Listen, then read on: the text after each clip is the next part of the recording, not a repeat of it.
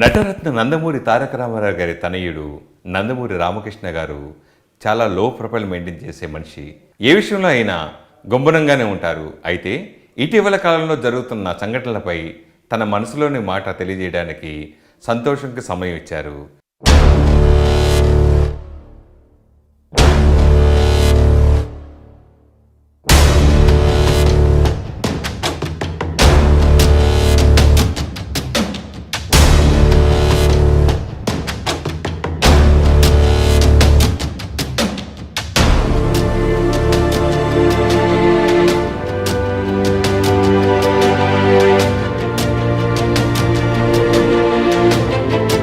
మరి ఇప్పుడు ఆయనతో ముచ్చటిద్దాం.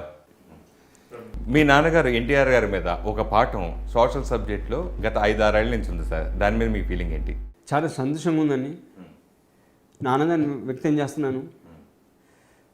ముఖ్యంగా ముందుగా మన తెలంగాణ ప్రభుత్వానికి, ముఖ్యంగా మన తెలంగాణ రాష్ట్ర ముఖ్యమంత్రి వర్యులు కల్వకుంట్ల చంద్రశేఖరరావు గారికి, వారి క్యాబినెట్ మంత్రి వర్గీయులు అందరికీ నా హృదయపూర్వక ధన్యవాదాలు, కృతజ్ఞతలు తెలియజేస్తున్నాను. మా తండ్రి గారు స్వర్గీయ నందమూరి తారక రామారావు గారి జీవిత చరిత్రను తెలంగాణ పాఠశాలకు ఇమ్మర్చడం, సిలబస్లో ఇంక్లూడ్ చేయడం చాలా చాలా సంతోషంగా ఉంది. మన నందమూరి కుటుంబానికే కాదు, యావత్ తెలుగు జాతి, ప్రపంచంలో తెలుగు జాతి అందరికీ వారి వారి సంతోషాన్ని వ్యక్తం చేస్తూ వారు చాలా గర్వపడుతున్నారు. మీ నాన్నగారి జీవితం ఒక చరిత్ర అయిందండి, పాఠం అయింది. ఒక కొడుకుగా మీ ఫీలింగ్ ఏంటి? ముందుగా నేను వారి కొడుకుని ముందు వారి అభిమాని. ఎందుకంటే తండ్రి కొడుకులకి ఎప్పుడు సంబంధం ఉంటుందండి. కానీ మాకు ముఖ్యంగా హరికృష్ణ గారికి, మా అన్నయ్య గారు స్వర్గస్థులు అయ్యారైనా స్వర్గీయ నందమూరి హరికృష్ణ గారు, వారికి నాకు నాన్నగారి మధ్యన ఉన్న సంబంధం వేరు. అంటే అందరూ ఆనందమ్మను తండ్రి కొడుకును కానీ మా నాన్నగారు మా మధ్యన ఎట్లా ఉండేదంటే, తండ్రి కొడుకులో కాకుండా ఇప్పుడు మన ఎట్లా వాళ్ళ కష్టసుఖాలు పంచుకుంటాం. బిజినెస్లో ఉన్నప్పుడు కష్టసుఖాలు పంచుకున్నప్పుడు బాగా దగ్గర అవుతాం. అది మా సంబంధం అండి నాన్నగారితో. చాలా అదృష్టంగా భావిస్తున్నాం. ఎందుకంటే ఆయన పడిన కష్టాలు కానీ, ఆయన పాత రోజుల్లో ఆయన పడిన కష్టాలు, అటు పైకి రావడం, ప్రొడక్షన్ కానీ ఏదైనా మేము ప్రొడక్షన్ నుంచి నేను మేనేజింగ్ పార్ట్నర్ కాబట్టి నాకంటే ముందు స్వర్గీయ నందమూరి హరికృష్ణ గారు మేనేజింగ్ పార్ట్నర్ స్టూడియోకి. వారి తర్వాత నేనయ్యాను మేనేజింగ్ పార్ట్నర్. ఈ విధంగా మా నాన్నగారికి బాగా దగ్గర అయ్యామండి. తండ్రి కొడుకు కాకుండా బిజినెస్లో మేము మంచి కష్టాలు పంచుకోవడం, మా లెవరేజ్ మైండ్ లెవరేజ్ కానీ మంచి బాధలు నేను పంచుకుంటాను కాబట్టి బాగా దగ్గర నాన్నగారికి. అది చాలా గర్వంగా ఫీల్ అవుతున్నాను. కుమారుడిగా ఆయన లైఫ్ నుంచి మీరు నేర్చుకున్నది ఏంటి? క్రమశిక్షణ అండి. ఏదైనా సరే సిన్సియర్గా ఉండాలి మనం, దీనికి భయపడకూడదు. క్రమశిక్షణ, ఏదైనా ఒకటి అనుకుంటే అది ముందు సాగాలి. నెక్స్ట్ కుర్చీకి ముందుకు వాల్యూ ఇవ్వాలి. అక్కడ నువ్వా నేనా అని కాదు, అక్కడ ఎవరున్నా చిన్న పెద్ద వయసు సంబంధం లేదు. ముందు ఆ కుర్చీకి మర్యాద ఇవ్వాలి. అది ముందు నాకు బాగా నేర్పింది. నెక్స్ట్ నేను మేనేజింగ్ పార్ట్నర్గా మా నాన్నగారు నన్ను మేనేజింగ్ పార్ట్నర్ చేశారు మా స్టూడియోకి. అందరూ కలిసి కట్టుకుని అందరూ అన్నదమ్ములందరం కలిసి ఫస్ట్ వారు ఆశీర్వాదం తీసుకున్నప్పుడు వారు కాలు మొక్కి ఆశీర్వాదం తీసుకుంటున్నాను. వారు ఒకటే చెప్పారు నాకు, నాన్న నువ్వు నందమూరి రామకృష్ణ కాదు, అక్కడ మేనేజింగ్ పార్ట్నర్ రామకృష్ణ. ఆ కుర్చీకి ఏం చేయాల్సిన పని నువ్వు చేయాలి. ఆఖరి ఊడవాలి స్టూడియో. తప్పు అది మన క్రమశిక్షణ. అసలు ఏంటి స్టూడియో అంటే ఆ కుర్చీని వాల్యూ. నువ్వు ఎవరు కాదు అక్కడ కూర్చొని, నువ్వు అక్కడ నందమూరి రామకృష్ణ కాదు, మేనేజింగ్ పార్ట్నర్ స్టూడియో. అది అంటే ఇప్పుడు మొత్తం పూర్తిగా సమయం మీరు స్టూడియోకే కేటాయిస్తున్నారా? మొత్తం సమయం అంతా దానికి కేటాయిస్తున్నానండి మేనేజింగ్ పార్ట్నర్. ఎందుకంటే వారు పెట్టిన స్టూడియో మనందరం అందరూ కలిసి కట్టుకుని మేము అందరం చేస్తున్నామండి. ఇప్పుడున్న ఆధునిక టెక్నాలజీ తోటి దాన్ని ఇంకా డెవలప్ చేయాలని ఏదో ఆలోచన ఉందండి? అంటే ఇప్పుడు చాలా స్పీడ్గా మారుతుంది, కాలం చాలా స్పీడ్గా మారుతుంది. ఆలోచిస్తున్న అటే చేద్దాం, ఫ్యూచర్లో అటే చేద్దాం అనేది. ఎందుకంటే ఇప్పుడు షూటింగ్ స్టైల్ కూడా మోడల్ మారిపోయిందండి. ఇదివరకు అంటే మన స్టూడియోలో వచ్చి షూటింగ్ చేసేవారు అందరూ. ఇండస్ట్రీతో పాటు స్టూడియో కూడా బాగుపడుతుంది. కానీ ఇప్పుడు వర్కింగ్ స్టైల్ మారిపోయిందండి. ఇప్పుడు అందరూ సెటిల్ ఇట్లా ఎందుకంటే ప్రొడక్షన్ వాల్యూస్ పెరిగిపోయినాయి. సేవరు వారు చిత్రకంటే సెటిల్ వేసేవారు, ఇప్పుడు అందరూ గ్రీన్ మ్యాట్స్ అయిపోయినాయి, టెక్నాలజీ సీజీలు అయిపోయినాయి. సరే సెటిల్ వేసి అంత భారీ ఖర్చు పెట్టి సెటిల్ వేసే బదులు రియల్ హౌస్లోకి వెళ్ళి షూటింగ్ చేస్తే రోజుకి ఇంత కట్టి తీస్తే అయిపోతుంది 5 రోజులని భారీ సెట్ వేసి తీయడం మారిపోయింది ఇది. సో మేము కూడా ఆలోచించింది ఎట్లా చేద్దాం, ఇది స్టైల్ మారిపోయింది కాబట్టి అన్ని స్టూడియోలు ఇబ్బంది పడుతున్నారు. మా స్టూడియో అందరి స్టూడియోలు ఇబ్బంది పడుతున్నాం. ఇది ఫ్యూచర్ ఎట్లా ఉంటుంది స్టూడియో ఇండస్ట్రీ అనేది. రీసెంట్గా ఒక 10 సంవత్సరాలు ఒకప్పుడు రామకృష్ణ స్టూడియోస్ అంటే అసలు ఎప్పుడు ఆ పేరే ఫస్ట్ వచ్చేది, ఆ పేరే చెప్పుకునేవాళ్ళు ఎక్కువ వరకు. ఒక 10 సంవత్సరాలు 20 సంవత్సరాల తర్వాత వరుసగా ఇప్పుడు అన్నపూర్ణ స్టూడియో, తర్వాత రామానాయుడు స్టూడియో, ఇప్పుడు మళ్ళీ రామోజీ స్టూడియో ఇట్లా ఉంటుంది. అట్లా ఎక్కువ గుర్తింపు ఈ 10 ఏళ్లలో కొంచెం తగ్గడానికి రీజన్ ఏంటంటే? తగ్గడం అంటే మేము కూడా సినిమాలు తీయకపోవడం అంటే మేము లాస్ట్ సినిమా 2003లో తీసామండి, దాని తర్వాత తీయలేదు సినిమా. సో అది కావచ్చు, వన్ ఆఫ్ ది రీజన్ కావచ్చు. అంటే మీకు నందమూరి వారసులు మన కళ్యాణ్ రామ్ కానీ ఎన్టీఆర్ గారు కానీ ఇట్లా బోల్డ్ మంది నందమూరి వారసులు ఉన్నారు సార్. ఆ వారసులు ఉన్నా కానీ వాళ్ళతో మీరు రామకృష్ణ స్టూడియోస్ బ్యానర్లో సినిమాలు ఎందుకు తీయలేదు? దేనికి సమయం సందర్భం రావాలి, అది రాలేదు కాబట్టి తీయలేదండి. అంటే మీరు 2003లో తీసిన శుభలేఖలు శ్రీకాంత్తో చేయటానికి అప్పుడు రీజన్ ఏంటి సార్? అసలు శ్రీకాంత్ బయట హీరోతో చేయడానికి ఇప్పుడు అఫ్కోర్స్ నాన్న ఉన్నంతకాలం వారు ఆర్టిస్టు, వారు బిజీగా ఇప్పుడు సంవత్సరం 2 సినిమాలు తీసేవారు స్టూడియో కింద. వారు ఆధ్వర్యంలో జరిగేదంతా. సరే వారు కాలం చేసిన తర్వాత కూడా కంటిన్యూ చేసాం, పెద్దనే సినిమా తీసాం. మొట్టమొదటిసారి వారికి లేనప్పుడు అందరూ ప్రేక్షకుల అందరి అభిమానంతో వారి ఆశీర్వాదంతో సక్సెస్ అయిన సినిమా. ఆ తర్వాత ఇప్పుడు ఆయన కాలేజ్ ఇండస్ట్రీ స్టూడెంట్ అయింది కాబట్టి దానికి కేటాయించేసేవారు ఆయన కాల్ షీట్లు. ఇక్కడ వచ్చేసరికి ఎవరు వాళ్ళ ఆర్టిస్ట్ గురించి మాట్లాడుతున్నారు. ఇక్కడ మా ఆర్టిస్టులు అంటే ఇప్పుడు అందరూ అప్పుడు కళ్యాణం ఇంకా ఎంటర్ కాలేదు, అప్పుడు ఇంకా ఇప్పుడు బాలకృష్ణ గురించి మాట్లాడుతున్నాం. వాళ్ళు అప్పుడు చాలా బిజీ, ఇప్పుడు కూడా చాలా బిజీ ఆర్టిస్ట్ అయినా ఉన్న నెంబర్ 1 ఆర్టిస్ట్ 2 ఉన్నారు, చిరంజీవి గారు, బాలకృష్ణ గారు, ఆ రేంజ్లో నాగార్జున గారు, వీళ్ళందరూ ఆ రేంజ్లో ఆర్టిస్టులు, వీళ్ళందరూ నెంబర్ 1 ఆర్టిస్టులు వీళ్ళందరూ. సో వాళ్ళు బిజీగా ఉంటాం, వాళ్ళ కాన్సెప్ట్ ప్రకారం మనం వెళ్ళాలి. ఆయనంటే సొంతం కాబట్టి ఆయనే ఫౌండర్ కాబట్టి ఆయనకి ఈజీగా ఉండేదేమో, ప్లాన్ చేసేవారు ఆయన. ఇక్కడ వచ్చి మేము వాళ్ళ క్వాలిటీ షీట్ ఇచ్చిన దాన్ని బట్టి మేము నిర్మాణం చేయాలి సినిమాని. సో కాబట్టి ఆ టైంలో మనకి సినిమా తీయాలి కాబట్టి ఎలా చేయాలని అన్నప్పుడు కథ రెడీ అయింది మనకి.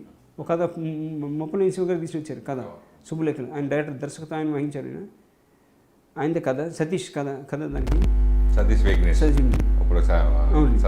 తీసుకొచ్చేప్పుడు అప్పుడు తీసుకొచ్చారు, చాలా బాగుంది అనుకున్నాం. మరి ఎవరు పడితే మరి ఈ రేంజ్కి అంటే ఇప్పుడు బాలకృష్ణ ఒక మా సీన్ రేంజ్కి, ఎందుకంటే ఒక పెద్ద సినిమా తీసి గప్పుడు ఈ సినిమాకి కుదరట్లేదు, అదొక రీజన్. అది కూడా కాకుండా బాలకృష్ణ కాల్ షీట్ కూడా ఇబ్బంది అయింది. ఇట్లా ఇబ్బంది ఎవరుంటే బాగుండేటప్పుడు శ్రీకాంత్ గారు సజెషన్ వచ్చింది, అప్పుడు వారితో సినిమా తీయడం జరిగిందండి. ఆ తర్వాత శుభలేఖల తర్వాత ప్రొడక్షన్ ఆపేటాకి ఇంతవరకు శుభలేఖల తర్వాత గొప్పింటోడు తీశాను. అప్పుడు మళ్ళీ గొప్పింటోడు బాలకృష్ణ గారితో సిమ్రాన్ సంఘవి అప్పుడు అది కూడా బయట ప్రొడక్షన్. బాలసుబ్రహ్మణ్యం గారు తండ్రి క్యారెక్టర్ చేశారు, బాలకృష్ణ తండ్రి క్యారెక్టర్ చేశారు, సత్యనారాయణ గారు ప్రతి క్యాస్టింగ్ అది కూడా బాగా అడిందండి. అందరు ఆర్టిస్టులు బాగా మంచి సినిమాలు తీసాం. పెద్దనే బ్లాక్ బస్టర్ సినిమా, పెద్ద హిట్ సినిమా. ఆ సినిమాలో గుర్తుండిపోయే సంఘటన ఏదైనా? అబ్బో ఆ సినిమా పెద్ద సంఘటన అండి, ఆ సినిమా పెద్ద కథ. అటువంటి కథ మళ్ళీ తీయాలన్నా ఏదైనా ఒక్కసారి ఒక ట్రయల్తో వెళ్తుందండి. మళ్ళీ అదే మళ్ళీ తీయాలంటే అది ఎందుకు కుదరదని దానికి రీజన్ ఉండదు. ఆ టీం వర్క్ కానివ్వండి, అందరూ వారి సొంత సినిమా అని అనుకుని ఒక డైరెక్టర్ దగ్గర నుంచి, ఒక లైట్ బాయ్ దగ్గర నుంచి, ఒక ట్రీ బాయ్ దగ్గర నుంచి అందరూ టాప్లో ఆర్టిస్ట్ అందరూ వాళ్ళ సొంత సినిమా అనుకుని ఆ సినిమా గురించి మాట్లాడితే ప్రతి సీన్ ఏ రోజు జరిగింది కూడా చెప్తాను నేను. అంటే అందరూ అందరూ ఇన్వాల్వ్ అయ్యారు ఆ సినిమాలో. అది ఎందుకు నాన్న లేని టైంలో మనం ఫస్ట్ సినిమా తీస్తున్నాం కాబట్టి పెద్ద సినిమా అందరూ పెద్ద భారీ కాస్టింగ్ అని అందరూ, రోజా గారు ఉన్నారు, అందరూ ఉన్నారు, అందరూ హీరోయిన్స్, అందరు పెద్ద ఆర్టిస్టులు అందరూ ఉన్నారు. అచ్యుత్ బాబు సినిమా తర్వాత వారు కాలం చేశారు, మంచి ఆర్టిస్ట్ అయిన అచ్యుత్ గారు, రాజ్ కుమార్ గారు, వీళ్ళందరూ అప్పుడు మంచి ఆర్టిస్టులు, రేంజ్ ఉన్న ఆర్టిస్టులు అందరూ సినిమాలు తీసాం. మీ బ్రదర్ హరికృష్ణ గారు మీకు ఏజ్ గ్యాప్ కొంచెం బాగా 7-8 ఇయర్స్ గ్యాప్ ఉంది కదా అవును, ఆయన 56లో పుట్టారు, నేను 63లో పుట్టాను. మీ ఇద్దరి మధ్యన ఎలా ఉండేది? వయసుకి మాకు సంబంధం లేదండి, మా ఆలోచనలు ఒకటిగానే ఉండేది. మా ఆలోచనలు ఆయన ఆలోచనలు నేను బాగా దగ్గర ఉండేవాడిని కాబట్టి ఆయనతో సన్నిహితంగా ఉండేవాడిని. చిన్నటి నుండే ఆయన నిమ్కూరులో పెరిగాడు, ఆయన మా తాతగారి దగ్గరికి పెరిగాడు. ఆయన 1975లో నిమ్కూరు నుంచి వచ్చారండి. స్టూడెంట్ 76లో పెట్టారు. రామకృష్ణ ముషీరాబాద్లో ఉండేది. స్టూడెంట్ మేనేజింగ్ పార్ట్నర్గా చేయడంతో వారు రావడం జరిగింది అక్కడి నుంచి. సో అప్పుడు నాకు 13 సంవత్సరాలు. అప్పుడు ఎందుకు ఆయన అన్నయ్య, బట్ ఆయన కంఠం గంభీరంగా ఉండేవాడు. ఆయన కూడా ఎందుకో తెలియదు కానీ ఫ్రీగా ఉండేవాడు. ఆయన ఫ్రెండ్షిప్గా అనుకోని ఏదైనా ఆయనకు ఇన్స్పిరేషన్ ఉండేదని, ఇన్స్పిరేషన్ కాదు, బాగా కలిసిపోయిన ఆయనతో, ఎందుకో కలిసిపోయిన ఆయనతో. ఇంకా అక్కడి నుంచి అది స్నేహంగాను ఒక అనంతమునమే, కానీ బాగా సన్నిహితంగా ఉండేవాడు. ఇది ఏ చెప్పుకుని ఓపెన్ మాట్లాడేవాడు ఆయన. నేను కూడా ఓపెన్ ఉంటే నాకు కూడా ఏదైనా సజెషన్ కావాలి, సజెషన్ అడ్వైస్ కావాలంటే ఆయన వారి దగ్గరికి వెళ్ళేవాడిని, మాట్లాడేవాడిని. ఆ లోటు ఇప్పుడు కనపడుతుందండి. ఆయన లేని లోటు ఎలా భర్తీ చేసుకుంటున్నారు? ఆయన లేని లోటు చాలా ఉంది. ఇందాక మాటలు చెప్పాను, ఆయన లేని లోటు ఇప్పుడు అనుభవిస్తున్నాను నేను. ఏదైనా సరే ఆయన సైడ్గా అందరి సైడ్ ఆలోచించి ఆయన అడ్వైజ్ ఇచ్చేవాడు. ఆయన మా ఫ్యామిలీ కానీ ఏదన్నా నేను జీవితం ఏదైనా చిన్న అడ్వైజ్ కావాలి ఏదైనా అంటే అన్ని యాంగిల్స్ ఆలోచించి ఆయన మంచి అడ్వైజ్ ఇచ్చేవాడు. నాన్నగారులాగా పెద్దలాగా చెప్పేవాడు ఆయన, ఇది చేస్తే బాగుంటుందండి. మీ బ్రదర్స్ సిస్టర్స్ వీళ్ళందరిలో మీరు ఎవరితో ఎక్కువ చనువుగా ఉండేవారండి? అబ్బో, నేను మొత్తం మా ఫ్యామిలీ అందరూ చదివండి, పిల్లలతో సహా. ఎవరితో బాగా క్లోజ్గా మూవ్ అయ్యి మీ షేర్స్, మీ పర్సనల్ ఫీలింగ్ అవన్నీ షేరింగ్ చేసుకునే వాళ్ళు ఎవరితో? అందరితో వాళ్ళ వీళ్ళతో షేర్ లేదండి, అందరితో. బాలకృష్ణ గారికి మాకింటే ఆయనతో కూడా నాకు ఆయన మధ్యన రెండు సంవత్సరాల తేడా కాబట్టి ఎక్కువ ఉండొచ్చు. అంటే వయసుని బట్టి మాకెట్లా మా అందరిలో అంటే ఒక సంవత్సరం తేడా అంతేనండి. మా అందరూ నాకు భువనేశ్వర్ గారికి నాకనే ఒక సంవత్సరం పెద్ద, మన భువనేశ్వరికి బాలకృష్ణకి ఒక సంవత్సరం, నాకు మధ్యకి సంవత్సరం. సో ఎంత ఇది మాకు క్రికెట్ టీం లాంటిది మాదంతా. ఇప్పుడు కరోనా టైంలో నాకు తెలిసి మనుషులు దూరం కాదు, మనసులు కూడా దూరం చేసేస్తుంది. ఆ టైం మీరు ఎలా కేటాయించారు? ఇప్పుడు కూడా కరోనా వచ్చింది కాబట్టి ఫిజికల్గా కలవటే కానీ రోజు ఇందాక మీరు వచ్చి ముందు బాలకృష్ణ గారితో మాట్లాడాను, ఏం చేస్తున్నావా అన్నాడు ఆయన. నేను ఏదైనా చెప్పాను ఇట్లా వస్తున్నాను మా వెరీ గుడ్ అని చెప్పాడు ఆయన. మా చెప్పాను ఇంకేంటే మీరు ఏముంది ఇప్పుడే ఎక్సైజ్ బోర్ కొడతానని చెప్పాడు ఆయన. ఏం చేయలేదు, అందుకు ఫోన్ చేసాడు. రోజు మాట్లాడుకుంటాం బాలకృష్ణ, మేము రోజు మాట్లాడుకుంటాం. కరోనా టైంలో కలిసారండి ఆయనతో? కలిసాము బాగానే కలిసాము, 10 సార్లు కలిసి ఉంటానండి. సరే, ఈ కరోనా టైంలో అందరూ షూటింగ్ స్టార్ట్ చేస్తుంటే బాలకృష్ణ గారు మాత్రం అట్లా కొంచెం ఇంకా దాని మీద చొరవ చూపించబడినా కానీ ఆయన హాస్పిటల్ సంబంధించి ఆయన చైర్మన్ అయిన తర్వాత ఆయన ఎక్కువ యాక్టివ్గా ఉన్నారు. ఆ హాస్పిటల్ సంబంధించి కూడా మీరు కూడా ఏదైనా పార్టిసిపేట్ చేస్తూ ఉంటారా? అప్పుడప్పుడు ఏదైనా పార్టిసిపేషన్, మెంటల్గా పార్టిసిపేషన్ ఉంటుందండి. ఫిజికల్ కాకపోయినా ఏదైనా ఉంటే అడుగుతుంటారు అన్న, ఇట్లా అంటాడు ముందు ఆయన. క్యాన్సర్ హాస్పిటల్ గురించి, బసవరామ్ తారక ఇండో క్యాన్సర్ హాస్పిటల్ గురించి వారి చైర్మన్ ఇట్లా మీటింగ్ వెళ్తున్నా ఏంటన్నా మీటింగ్ అని నేను అడుగుతాను. ఈ కోవిడ్ టైంలో కూడా బోర్డు మీటింగ్ జరుగుతూ ఉంటుంది ఫిజికల్గా. ఆయనకేమో ఈ జూమ్ మీటింగ్ అని పడదండి, ఈ జూమ్ మీటింగ్ చేయడం అయిన పెద్ద. ఫిజికల్గా అయితే మనం 1-to-1 ఎక్కువ సార్లు లేదు సార్. ఈ కరోనా టైంలో ఎక్కువ సార్లు ఆయన బాగా ఎక్కువ సమయం దానికోసం కేటాయించారు అనిపిస్తుంది. అవును,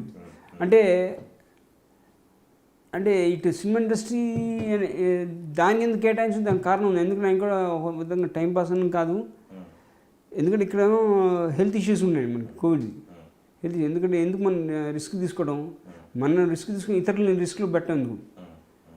అందుగురించి ఆయన ఎక్కువ ఎంకరేజ్ చేయట్లేదండి ఈ కోవిడ్ టైంలో. ఆయన పాట మాడుతున్నాను, ఇతరుల పాట కాదు, ఆయన సైడ్ మాడుతున్నాను నేను. ఇతరులుగా నెక్స్ట్ ప్రొడక్షన్ అసలు కంట్రోల్ చేసేది ఆయన. నాకు తెలిసిన ఆర్టిస్టులు, నాకు తెలిసి పెద్ద అయిన తర్వాత ఇది చాలా మంది తెలియదు అనుకుంటున్నాను. పెద్ద అయిన తర్వాత అసలు ప్రొడక్షన్ కంట్రోల్ చేసేది ఒక నిర్మాత సైడ్ కూడా బాలకృష్ణ గారు ఎక్కువ చెప్పరు ఎవరు బయట. ప్రొడక్షన్ 10 మంది ఉంటే 20 మంది ఎందుకు, అసలు ఇంకా తగ్గించండి అంటాడు. 5 మంది తీసి సరిపోతుంది. మనం అబ్రాడ్కి వెళ్తాం, ఫారెన్ షూటింగ్కి వెళ్తాం, 10 మంది అయిపోద్ది.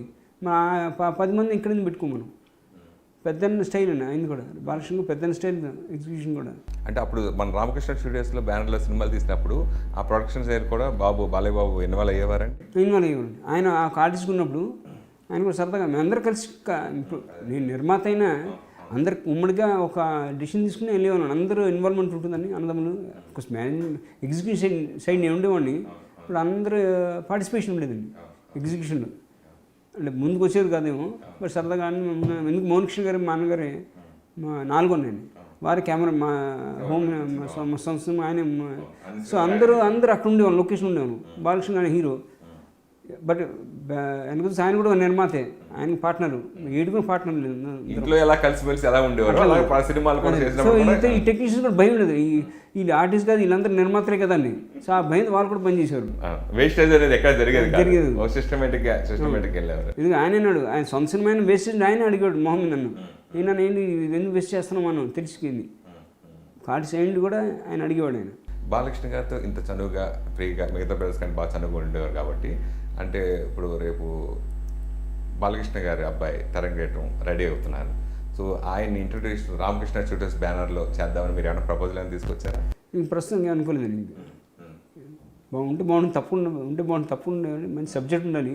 ఇప్పుడు మనం తొందరపడకూడదండి, తప్పు అనుకోదు. మనం అఫ్కోర్స్ ఉంటుంది అందరికీ, మన బ్యానర్ నుంచి ఇంట్రడ్యూస్ చేస్తే బాగుంటుంది. కానీ ఒక్కసారి అంటే తప్పకుండా ఒకసారి తప్పు అడిగేస్తామని కూడా అనిపిస్తుంది. అంటే ఖచ్చితంగా ఒక సబ్జెక్ట్ని గ్యారంటీగా, ఎందుకని ఒకసారి వారి భవిష్యత్తు కూడా దాని మీద ఆధారపడి ఉంటుంది. కాబట్టి బాబుది కూడా చాలా సరదాగా ఉంటాడైనా, ముఖ్య చాలా సరదాగా ఉంటుంది. బాబు అంటాడు మనకు పుట్టినరోజు నాడు ఏదైతే చాలా ఓపెన్ మాడతాను. వాళ్ళకి నాకు ఏజ్తో బాగా తక్కువ ఉంది, కానీ అందరూ కలిసిపోతాను పిల్లలతో.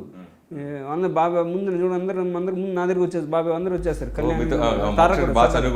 అసలు తారక మా అబ్బాయి చూస్తే బాబు నేను దూరం ఉంటాను నీతో అంటాడు. మా అబ్బాయి ఎందుకంటే 6 అడుగులు చట్టండి. సో అదే ముందు కథ, మంచి కథ ఉంటే తప్పకుండా. అంటే ఇప్పుడు Annapurna studios, Suresh productions, Geetha arts, పెద్ద సంస్థలన్నీ కూడా కంబైన్డ్గా కొన్ని సంస్థలు కంబైన్డ్గా చేస్తున్నాయి సార్. అట్లాగా ఇప్పుడు రామకృష్ణ స్టూడియోస్ ఓ బ్యానర్ పెట్టి ఇప్పుడు అప్కమింగ్ వరుసగా కంటిన్యూ సినిమాలు చేస్తున్న పెద్ద బ్యానర్లు ఎవరైనా అట్లా టైఅప్ కూడా మనం చేసుకునే అవకాశం ఉంటే ఉండవచ్చు. అంటే ఇప్పుడు లేటెస్ట్గా మన 3 ఛానల్ అయింది, మన బ్యానర్ వాల్యూ ఇవన్నీ కొంచెం ఉంటుంది, మళ్ళీ ఇప్పుడు మళ్ళీ గుర్తు చేయాలని అట్లా ఫీలింగ్ లేకుండా అలా కూడా కలిసి చేసుకునే ఆలోచన ఏదైనా ఉంటే చేస్తారా? ఉంటే చేస్తామండి. ఇప్పుడు చూడాలి మీ పరిస్థితి బట్టి. మీతో సరదాగా ఉంటాడు మోక్షజ్ఞ, ఏమంటూ ఉంటాడు అతను? ఏం బాబాయ్ని సంబోధిస్తాడు. కానీ అందరితో బాగుంటాను, వాళ్ళు నాకు అందరు నాతో బాగుంటారు, సరదాగా ఉంటారు. ఏం ఫార్మాలిటీస్ ఉండవు అని ఓపెన్ మాడతాం, పర్సనల్ జోక్స్ కూడా ఎక్స్చేంజ్ చేసుకుంటాం, అలా ఉంటుంది సంబంధం. మీరు ఒక నిర్మాతగా, ఒక బాబాయ్గా అతను ఏ టైప్ హీరో అవ్వాలనుకుంటున్నారు? అంటే మాస్ హీరో అవ్వాలనుకుంటున్నారా, లేకపోతే మా క్లాస్ హీరో మంచి నట్టుగా ఏమనుకుంటున్నారు? నేను ఓపెన్గా మాట్లాడేది ఒక సబ్జెక్ట్, మంచి సబ్జెక్ట్, లవ్ సబ్జెక్ట్ నెమ్మది, దాని తెలియని మాస్ అండర్ కరెంట్ ఉంటే బాగుంటుందండి. ఒక లవ్ సబ్జెక్ట్ ఉంటూ అండర్ కరెంట్ ఒక మాస్ హీరోను ఒక మాస్ క్యారెక్టర్గా తెలియని మాస్లో చేంజ్ ఉంటే బాగుంటుంది. ఒక నిర్మాత ఎందుకంటే హైట్కి బాగుంటాడు మనిషి, మంచి లేత మొహం అయింది. ఆ లేత మొహం ఇప్పుడు మాస్ అని వెళ్ళిపోద్దు. అఫ్కోర్స్ ప్రేక్షకుల ముందు అది ఉంటుంది, అదే భయం మాకు. ముందు మా నందమూరి కుటుంబం ఏ హీరోయిన్ ముందు పెట్టాలన్నా ముందు వాళ్ళు ఏదో ఎక్స్పెక్ట్ చేస్తాము అని మాకు అది భయం యాక్చువల్గా. అందుకని మాస్ మొదలుకొని అట్ట చేయాలి. వాళ్ళు లవ్ సబ్జెక్ట్ పెట్టుకుంటే తెలియని మాస్ తీసుకుని చేస్తే బాగుంటుంది. నటనకు సంబంధించి ఏమైనా శిక్షణ లాంటిది ఏదైనా తీసుకుంటున్నారా? లేదండి, అంతా అవును బాలకృష్ణ అంతే. మా అందరికి ఎవరు శిక్షణ పెద్దని మాకు పెద్ద శిక్షణ. ఆయన సినిమాని మాకు స్ఫూర్తి. ఆయన సినిమాని చూసి అదే మాకు ఎక్కేస్తుంది. మీ పిల్లలు ఏం చేస్తున్నారు సార్? మా అబ్బాయి వచ్చి మాకు పాప బాబు అండి. బాబు వచ్చి ఇంజనీరింగ్ అయిపోయింది, అమెరికాలో చేశాడు. ఆయన స్కూలింగ్ కూడా అక్కడ మొత్తం చిన్నప్పటి నుంచి 8th క్లాస్ అక్కడే చేశాడు. ఆయన ఇంజనీరింగ్ కూడా అక్కడే, మాస్టర్స్ కూడా చేశాడు, పీహెచ్డీ కూడా అయిపోయింది, మాస్టర్స్ అయిపోయింది. ఇక్కడ వచ్చి ఇప్పుడు నాతో మా సొంతంగా నేను కన్స్ట్రక్షన్ చేసుకుంటాను, నా సొంత. దాంతో నాకు మోరల్ సపోర్ట్ నాతో ఉంటున్నాను నేను. ఎందుకంటే ఆయన సివిల్ ఇంజనీర్, ఆయన సివిల్ ఇంజనీర్ చేశాడు, ఆయన మాస్టర్స్ MBA చేశాడు. ఆయన పాప వచ్చి పెళ్ళి అయిపోయింది, ఇద్దరికి పెళ్ళి అయిపోయింది. పాప పెళ్ళి ఫైనల్ ఇయర్కి సంబంధం వచ్చింది. సో ఆ పాప పెళ్ళి కూడా చేసాం 2015లో. ముందు పాప పెళ్ళి చేసాం. సో ఆయన అన్నగా ఆయన డ్యూటీ ఆయన చేసాడు. ముందు చెల్లి పెళ్లి చేసి ఆయన పెళ్లి చేసుకున్నాడు. అంటే మీ పిల్లల్ని అంటే సినిమా రంగంలోకి తీసుకురాకపోవడానికి రీజన్ ఏదైనా ఉందండి? మా అబ్బాయి ఎక్కువ అకాడమిక్గా ముందు చూపు వెళ్ళాడు. ఎందుకంటే చిన్నప్పుడే మేము 8th క్లాస్లో ఉన్నప్పుడే ఆయన అమెరికాలో అంటే వాళ్ళ తాతగారు అంటే మా మామగారు తాతగారు అక్కడ ఉంటారు, షికాగోలో ఉంటారు. ఆయన అక్కడ వెళ్ళటం అక్కడ ఇన్ఫ్లుయెన్స్ చదువులో ఇన్ఫ్లుయెన్స్ అయ్యాడు ఆయన బాగా. సో అకాడమిక్గా వెళ్ళాడు, ఎడ్యుకేషన్కి బాగా ఎక్కువ వెళ్ళాడు నేను. అందుగురించి మనం ఆయన అకాడమిక్ ఆయన ఇంట్రెస్ట్ అట్లా ఉన్నప్పుడు మనం దాన్ని ఆపి డైవర్ట్ చేయడం అనేది ఎందుకు లేదు. నేనే డైవర్ట్ చేయలేను. నాకు ఉండింది మా అబ్బాయి. ఎందుకు 6 అడుగులు అందగాడు, 6 feet 3 inches అండి మా అబ్బాయి. మంచి తాతగారు లాగా ఉంది. తాతగారు మంచి షోల్డర్, మంచి ఫ్రేమ్, షోల్డర్ అని మంచి బాడీ, మంచి ఫ్రేమ్ అయింది. మన బాలకృష్ణ గారు కూడా అన్నారు ఆయన ఏమైనా సినిమాలు ఎందుకు రాలేదని. మన రీసెంట్ ఆయన కూడా వచ్చారు బాలకృష్ణ గారి ఇంటికి. ఆయన నేను సరే రాత్రులు ఎట్లున్నా అట్లా మనం ఫోర్స్ చేయకూడదు ఏమంటే. ఆయన ఎక్కడ ఇంట్రెస్ట్ చూపించాడు కానీ అటు పుష్ చేసాం అబ్బాయిని. మీరు రాజకీయాలకు దూరంగా ఉండటానికి మెయిన్ రీజన్ ఏంటండి? అసలు ఆ వైపు మీరు ఎందుకు రాలేదు? ఇంట్రెస్ట్ ఉందని, లేదంటే చాలా ఇంట్రెస్ట్ ఉంది. కానీ ఒకడు ఉన్నప్పుడు ఇంకెందుకు మనం అంటే పెద్ద అయిన తర్వాత మళ్ళీ హరికృష్ణ గారు ఉన్నారు, తర్వాత బాలకృష్ణ గారు ఉన్నారు. 2 ఎమ్మెల్యేలు. ఆయన హరికృష్ణ ఎంపీ మంత్రి ఎమ్మెల్యే హిందూపూర్ నుంచి అత్యంత మెజార్టీ గెలిచాడు ఆయన నాన్నగారి తర్వాత. అదే 2 సార్లు మళ్ళీ ఎంపీ రాజ్యసభ. అలా మళ్ళీ రాజ్యసభ ఎంపీ అయ్యాడు ఆయన. దాని మళ్ళీ బాలకృష్ణ గారు వాళ్ళ కన్యూ గారు. సరే అట్లా ఉండగా మళ్ళీ మనం వెళ్ళి డిస్టర్బ్ చేయడం ఎందుకు? డిస్టర్బ్ అంటే ఎందుకు? ఒకరు ఉన్నప్పుడు మనం ఎందుకు వెళ్తాం? మరి ఉన్న నడకను డిస్టర్బ్ చేయడం ఎందుకు? ఉన్న నడక బాగుంది, పార్టీ బాగుంది. సరే గెలుపు ఓటమి సహజమైంది. ఓటమి కూడా గెలుపు అనుకోవాలి. ఓటమితో నుంచి మనం నేర్చుకుని ఏం తప్పుడు చేసి ఉంటే తెలుస్తుంది అంతేనండి. ఈ అమరావతి జరిగినప్పుడు మీరు లాస్ట్ టైం నాకు తెలిసి జనవరిలో అనుకుంటా చాలా అద్భుతంగా మాట్లాడారు సార్. మీరు రైతుల గురించి మీరు అసలు పోరాడింది అది స్పందన నాకు తట్టుకోలేక నాకు కళ్ళు నీళ్ళు కూడా వచ్చినాయండి. వాళ్ళ మైకి మీరు చూస్తే, ఎందుకంటే వాళ్ళు పడే కష్టాలు చూస్తుంటే వాళ్ళని ఎందుకంత ఎమోషన్ అయ్యారు సార్ మీరు అప్పుడు? అసలు కనెక్ట్ అయ్యింది. ఎందుకంటే తెలియదండి. ఎందుకంటే అది లోపల నుంచి వచ్చింది. ఇప్పుడు అది ఎందుకు తెలియకుండా వచ్చేసింది. కనెక్ట్ అయిపోయిన వాళ్ళతో. ఎందుకు ఒక ఆవిడ నా ముందు కూర్చుంది, నమ్మితే 100 ఎకరాలు ఇచ్చిందండి ఆవిడ. సార్ 110 ఆవిడ డబ్బులు నా ముందు కూర్చుని వెళుతుంది. 110 ఎకరాలు. అది మరి అసలు ఆవిడ తాత ముత్తాత నుంచి ఇంకెంత ఉండేది తెలియదు మనకి. అప్పుడు ఉన్న టైం 110 ఎకరాలు. 110 ఎకరాలు మొత్తం ఇచ్చేసింది ఆవిడ అమరావతికి అని. ఇప్పుడు ఇంతవరకు అది ఏ రకంగా కూడా కార్యరూపం దాల్చలేదు కదా. దాని మీద ఫీలింగ్ ఏంటి? చాలా తప్పు అన్యాయం. ఒకసారి ఒక క్యాపిటల్ సిటీ అన్నప్పుడు, ఒక రాజధానికి పెడతాను అన్నప్పుడు, పైగా నేను రాజకీయంగా మాట్లాడలేదు, ఒక వ్యక్తిగతంగా మాట్లాడుతున్నాను. ఒక మాట ఇచ్చినప్పుడు, ఇది మా నాన్నగారు చెప్పింది, ఒక మాట ఇచ్చినప్పుడు ఇది కట్టుబడి ఉండాలి మాటకి, డబ్బు కాదు. నా ఎక్స్పీరియన్స్ జరిగింది. ఒక చిన్న ఎగ్జాంపుల్ ఉదాహరణ ఇస్తున్నాను, మళ్ళీ దీనికి వద్దాం. ఒక బిజినెస్ జరిగిందండి పెద్దన టైంలో. ఆ బయరు కాంపిటీషన్ పడింది, వాళ్ళ కాంపిటీషన్, ఇంకో బయర్ కాంపిటీషన్ పడింది. ఆ కాంపిటీషన్ పడుతున్న బయర్కి వచ్చాడు, వేరు బయర్ వచ్చాడు. ఈ వైజాగ్ ఏరియా అండి.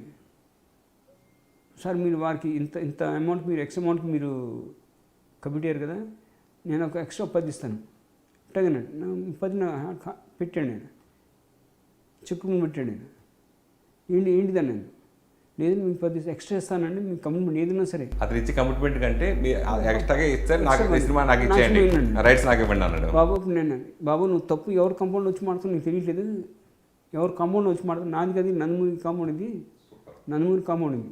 మేము మాట మీద నిలబడతాం. అది మా ముందు నేను నేర్పించాడు ఆయన. ఒక మాట చెప్తా, ఆయన మాట ఇచ్చేసాను.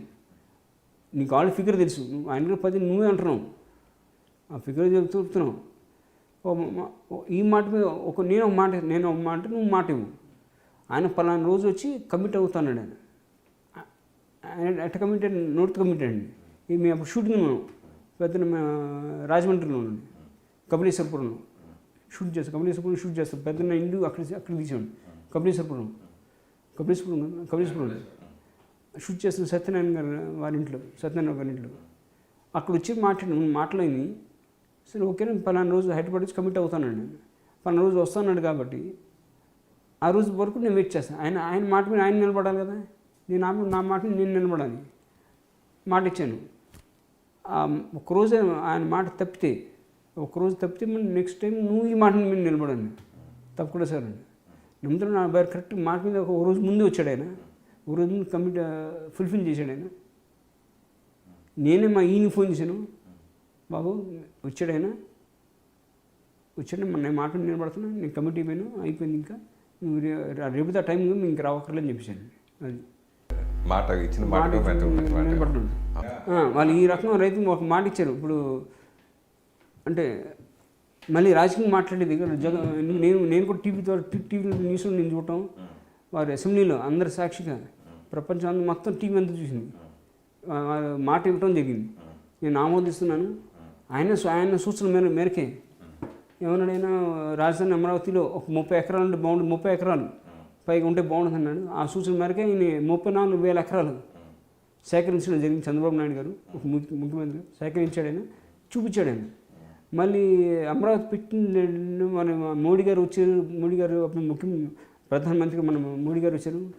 వారి చేతి శంకుస్థాపన జరిగింది. ఇట తెలంగాణ రాష్ట్రం ముఖ్యమంత్రి చంద్రశేఖరరావు గారికి వారు కూడా వచ్చారు. అందరి సమక్షంలో జరిగింది. అప్పుడు కూడా ఏ పనులు మాట్లాడలేదు. అంటే వీళ్ళు ఒప్పుకున్నట్టే కదా, ఈయన కూడా ఒప్పుకున్నట్టే, వ్యతిరేకత లేదు. అందరూ జేజలు కొట్టారు. మరి ఇప్పుడు వాళ్ళ ప్రభుత్వం వచ్చిన తర్వాత మాట మార్చడం మనం తిప్పడం చాలా తప్పు ఉంది. మరి ఇది చాలా తప్పు అనుకున్నాను. రాష్ట్రం ఒకటే అమరావతి, ఒకటే రాజధాని, నా ఇటుగా నా అమరావతి అంతే. జగన్ పాలనపై మీ అభిప్రాయం ఏంటి సార్? పాలన ఉందండి. పాలన ఉందో లేదో నాకు తెలియదు, తెలుస్తుంది. ఈ లేనట్టు అనిపిస్తుంది, ఇదే నడుస్తుంది బండి. ఈ కక్షలు కాంతార్యాలు ఇప్పుడు వరుసగా మన టీడీపీ నాయకుల్ని అరెస్ట్ చేయడం, వాళ్ళని హింసించడం, ఇట్లా రకరకాలు జరుగుతున్నాయి కదా సార్. దాని మీద మీకు ఏమనిపిస్తుంది సార్? సంఘటనలు టీవీలో చూస్తున్నప్పుడు కానీ ఇది కానీ. ఒకటండి, మన ప్రజలను కూడా తప్పు చేశాను కూడా. రోజు స్వీట్ తినిపిస్తే చేతి రుచి ఎట్లా ఉంటుంది ఎవరికి తెలియదు. రోజు స్వీట్ తినిపిస్తుంది ప్రజలకు. జరిగింది అదే. చంద్రబాబు నాయుడు టైంలో రోజు ఆయన స్వీట్ తినిపిస్తున్నాడు ప్రజలకి.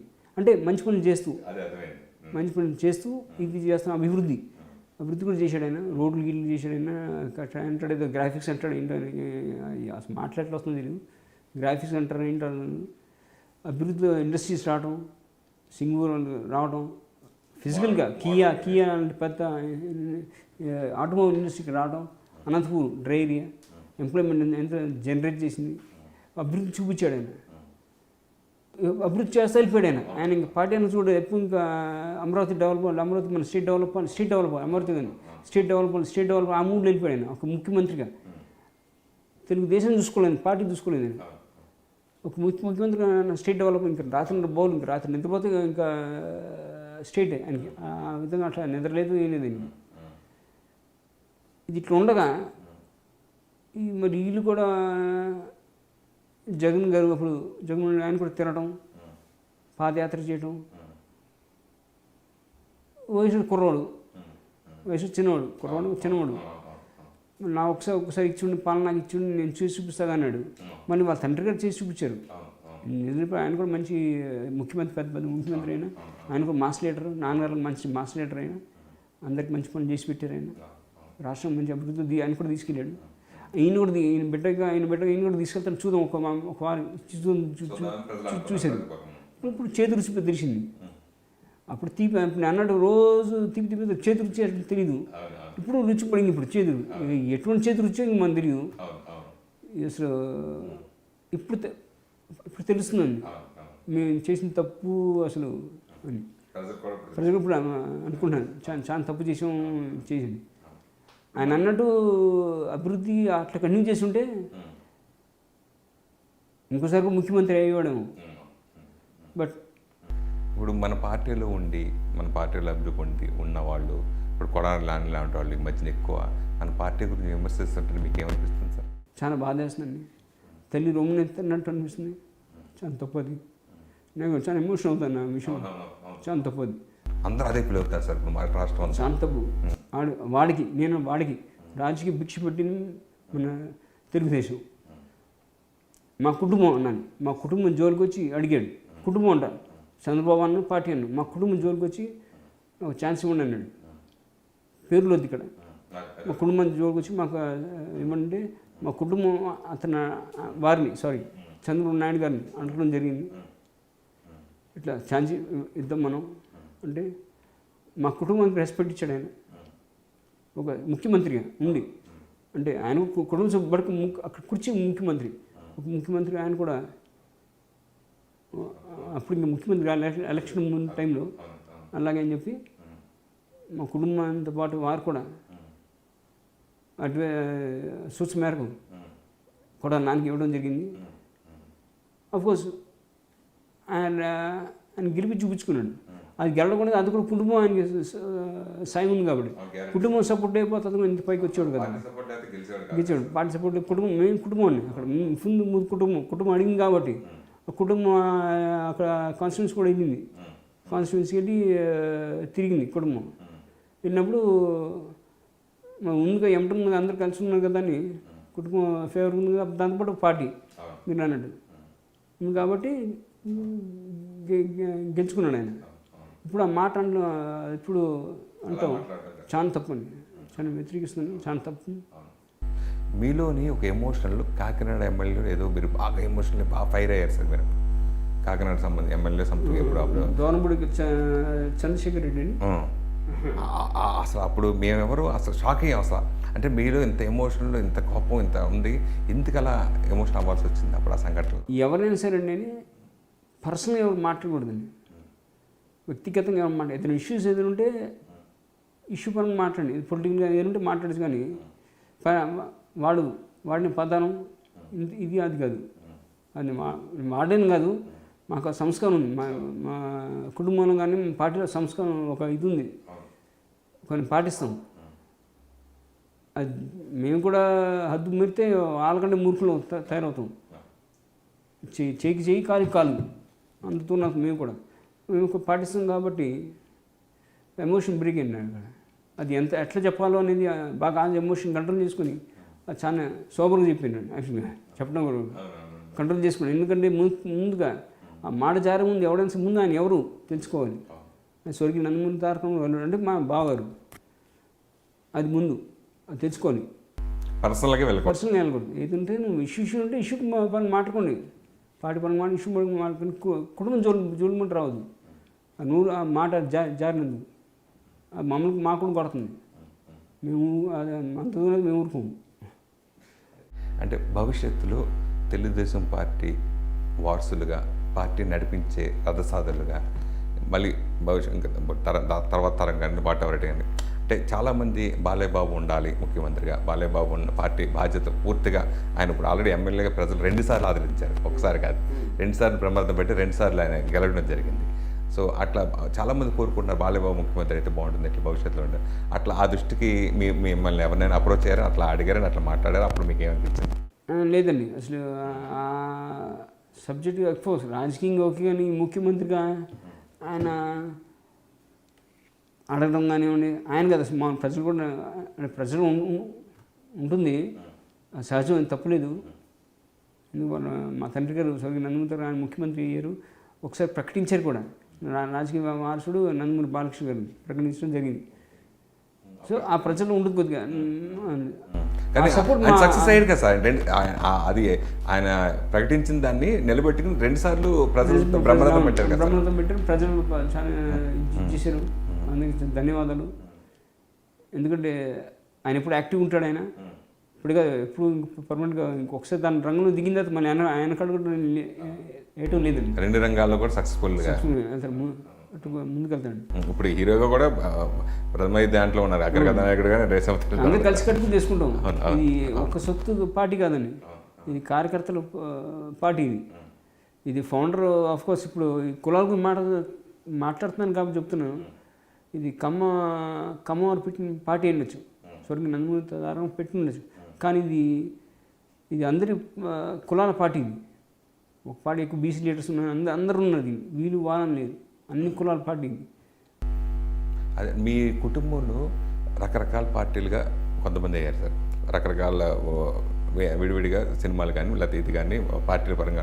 మీ కుటుంబం అంతా ఒక్కదాటిగా వచ్చి ఒక్కదాటి నిలబడాలి అనే కోరిక ఎప్పుడైనా అనిపించిందండి? ఇప్పుడు ఉంటుందండి, కుటుంబం సభ్యుడికి ఎప్పుడు అనిపిస్తుంది. అలా ఉంటే బాగుంటుంది అనిపించింది. అందరం ఒక చెట్టు నీడగా బాగుంటుంది అనిపిస్తుంది. కుదరాలన్నీ. కేసీఆర్ గారు స్వర్గీయ నందమూరి తారక రామారావు గారి వీరాభిమాని. వాళ్ళ అబ్బాయి కూడా కేటీఆర్ గారు పేరు నందమూరి తారక రామారావు గారు పేరు పెట్టారు. దీనికి సంబంధించి ఎప్పుడైనా మీకు ప్రస్తావన వచ్చింది సార్? ఎప్పుడైనా వాళ్ళు చెప్పడం కానీ ఇట్లా డిస్కషన్ ఏమైనా వచ్చిందా? చెప్పక్కర్లేదండి, పేరు పెట్టారు కాబట్టి మనం తెలిసిపోతుంది. వారు అన్నారు కూడా, మన ఎదురుకే మనకు తెలిసి మన తెలుగుదేశం పార్టీలో ఉండేవారు ఆయన, ఒక ఎమ్మెల్యే ఉండేవారు కల్పన చంద్రశేఖరరావు గారు. అప్పుడే మంచి వీరాభిమాని అందరికీ తెలుసు, మొత్తం పార్టీకి అందరికీ తెలుసు. నాన్నగారు తండ్రి గారు అంటే మంచి వీరాభిమాని ఆయన. పార్టీకి బాగా కృషి చేసి బాగా కష్టపడ్డాడు ఆయన. తెలుగు పార్టీ కూడా ఉన్నప్పుడు బాగా కష్టపడ్డాడు ఆయన. నాకు అభిమానం ఉంది కాబట్టి వారు అబ్బాయికి నాన్నగారు పేరు పెట్టడం, కల్వకుంట్ల తారక రామారావు గారు పేరు పెట్టడం మాకు చాలా ఆనందం ఉందండి. ఇప్పుడు మా అమ్మాయి పెళ్ళి కార్డు ఇవ్వడానికి నేను లేను, వారి ఇంటికి వెళ్ళాను, నేను ఇచ్చాను. ఇవ్వడం కార్డు ఓపెన్ చేయగానే అమ్మ నాన్నగారు ఫోటో ఉంది పైన. అది కళ్ళు దండం పెట్టుకుని అప్పుడు వీరు తుమ్మల నాగేశ్వరరావు ఎదురుకుండా కూర్చున్నారు. వాళ్ళు అన్న తుమ్మల చూసామన్న అన్నగారి ఫోటో అన్నాడు ఆయన. మరి గమనిక పెట్టుకున్నాడు ఆయన. తారక రామారావు అన్నాడు. అంటే యూనిక్ పేరు, అందుకు మా అబ్బాయికి పెట్టాను మా పేరు అన్నాడు. ఓపెన్ నాతనండి, యూనిక్ పేరు అది, అందుకు మా అబ్బాయికి కూడా అదే పేరు పెట్టాను నేను. మనంత ఒకటే కదా, మనంత ఒకటే కుటుంబం. ఓ పెద్ద ప్రమాదం నుండి బయటపడిన తర్వాత ఏదో సమాజ కార్యం కోసమే దేవుడు మిమ్మల్ని బ్రతికించాడనే భావన కలుగుతుందంటారు, మీరేమంటారు? తప్పకుండా అండి. ఎందుకు నేను అంత ఇది పునర్జన్మగా భావిస్తున్నాను. ఇది ఎందుకు అంతటి పెద్ద యాక్షన్ నుంచి నేను బయటపడడం అనేది నాకే ఆశ్చర్యంగా ఉండదు. ఒకసారి మీరు డిశ్చార్జ్ రిపోర్ట్ చూస్తే నాకే ఆశ్చర్యం, అసలు నాకే నా యాక్షన్ నేనేనా, ఇప్పుడు మీతో కూర్చొని మాట్లాడేది నేనేనా అనిపిస్తుంది. పునర్జన్మ నా దేశంగా చాలా అదృష్టంగా భావిస్తున్నాను. అందరు ఆశీస్సులతో, నేను మంచి చెడు చేసి నాకు తెలియదు, మంచి చేశాను అనుకుంటున్నాను. అందరు ఆశీస్సులతో నేను బయటపడడం జరిగింది. ఒక కుటుంబం సపోర్ట్గా ఉండింది. అందరూ అభిమానులు కానీ మొత్తం రాష్ట్రం అంతా అప్పుడు ముందుకు వచ్చారు, హాస్పిటల్కి వచ్చారు. అందరు ఆశీస్సులతో నేను బయటపడ్డాను. పునర్జన్మ గ్యారెంటీ. ఏదో ఉంది, మీరు అన్నట్టు ఏదో ఉంది. లేకపోతే అంత పెద్ద యాక్సిడెంట్ నుంచి నేను బయటపడినా అనేది ఏదో కార్యం తెలియదు.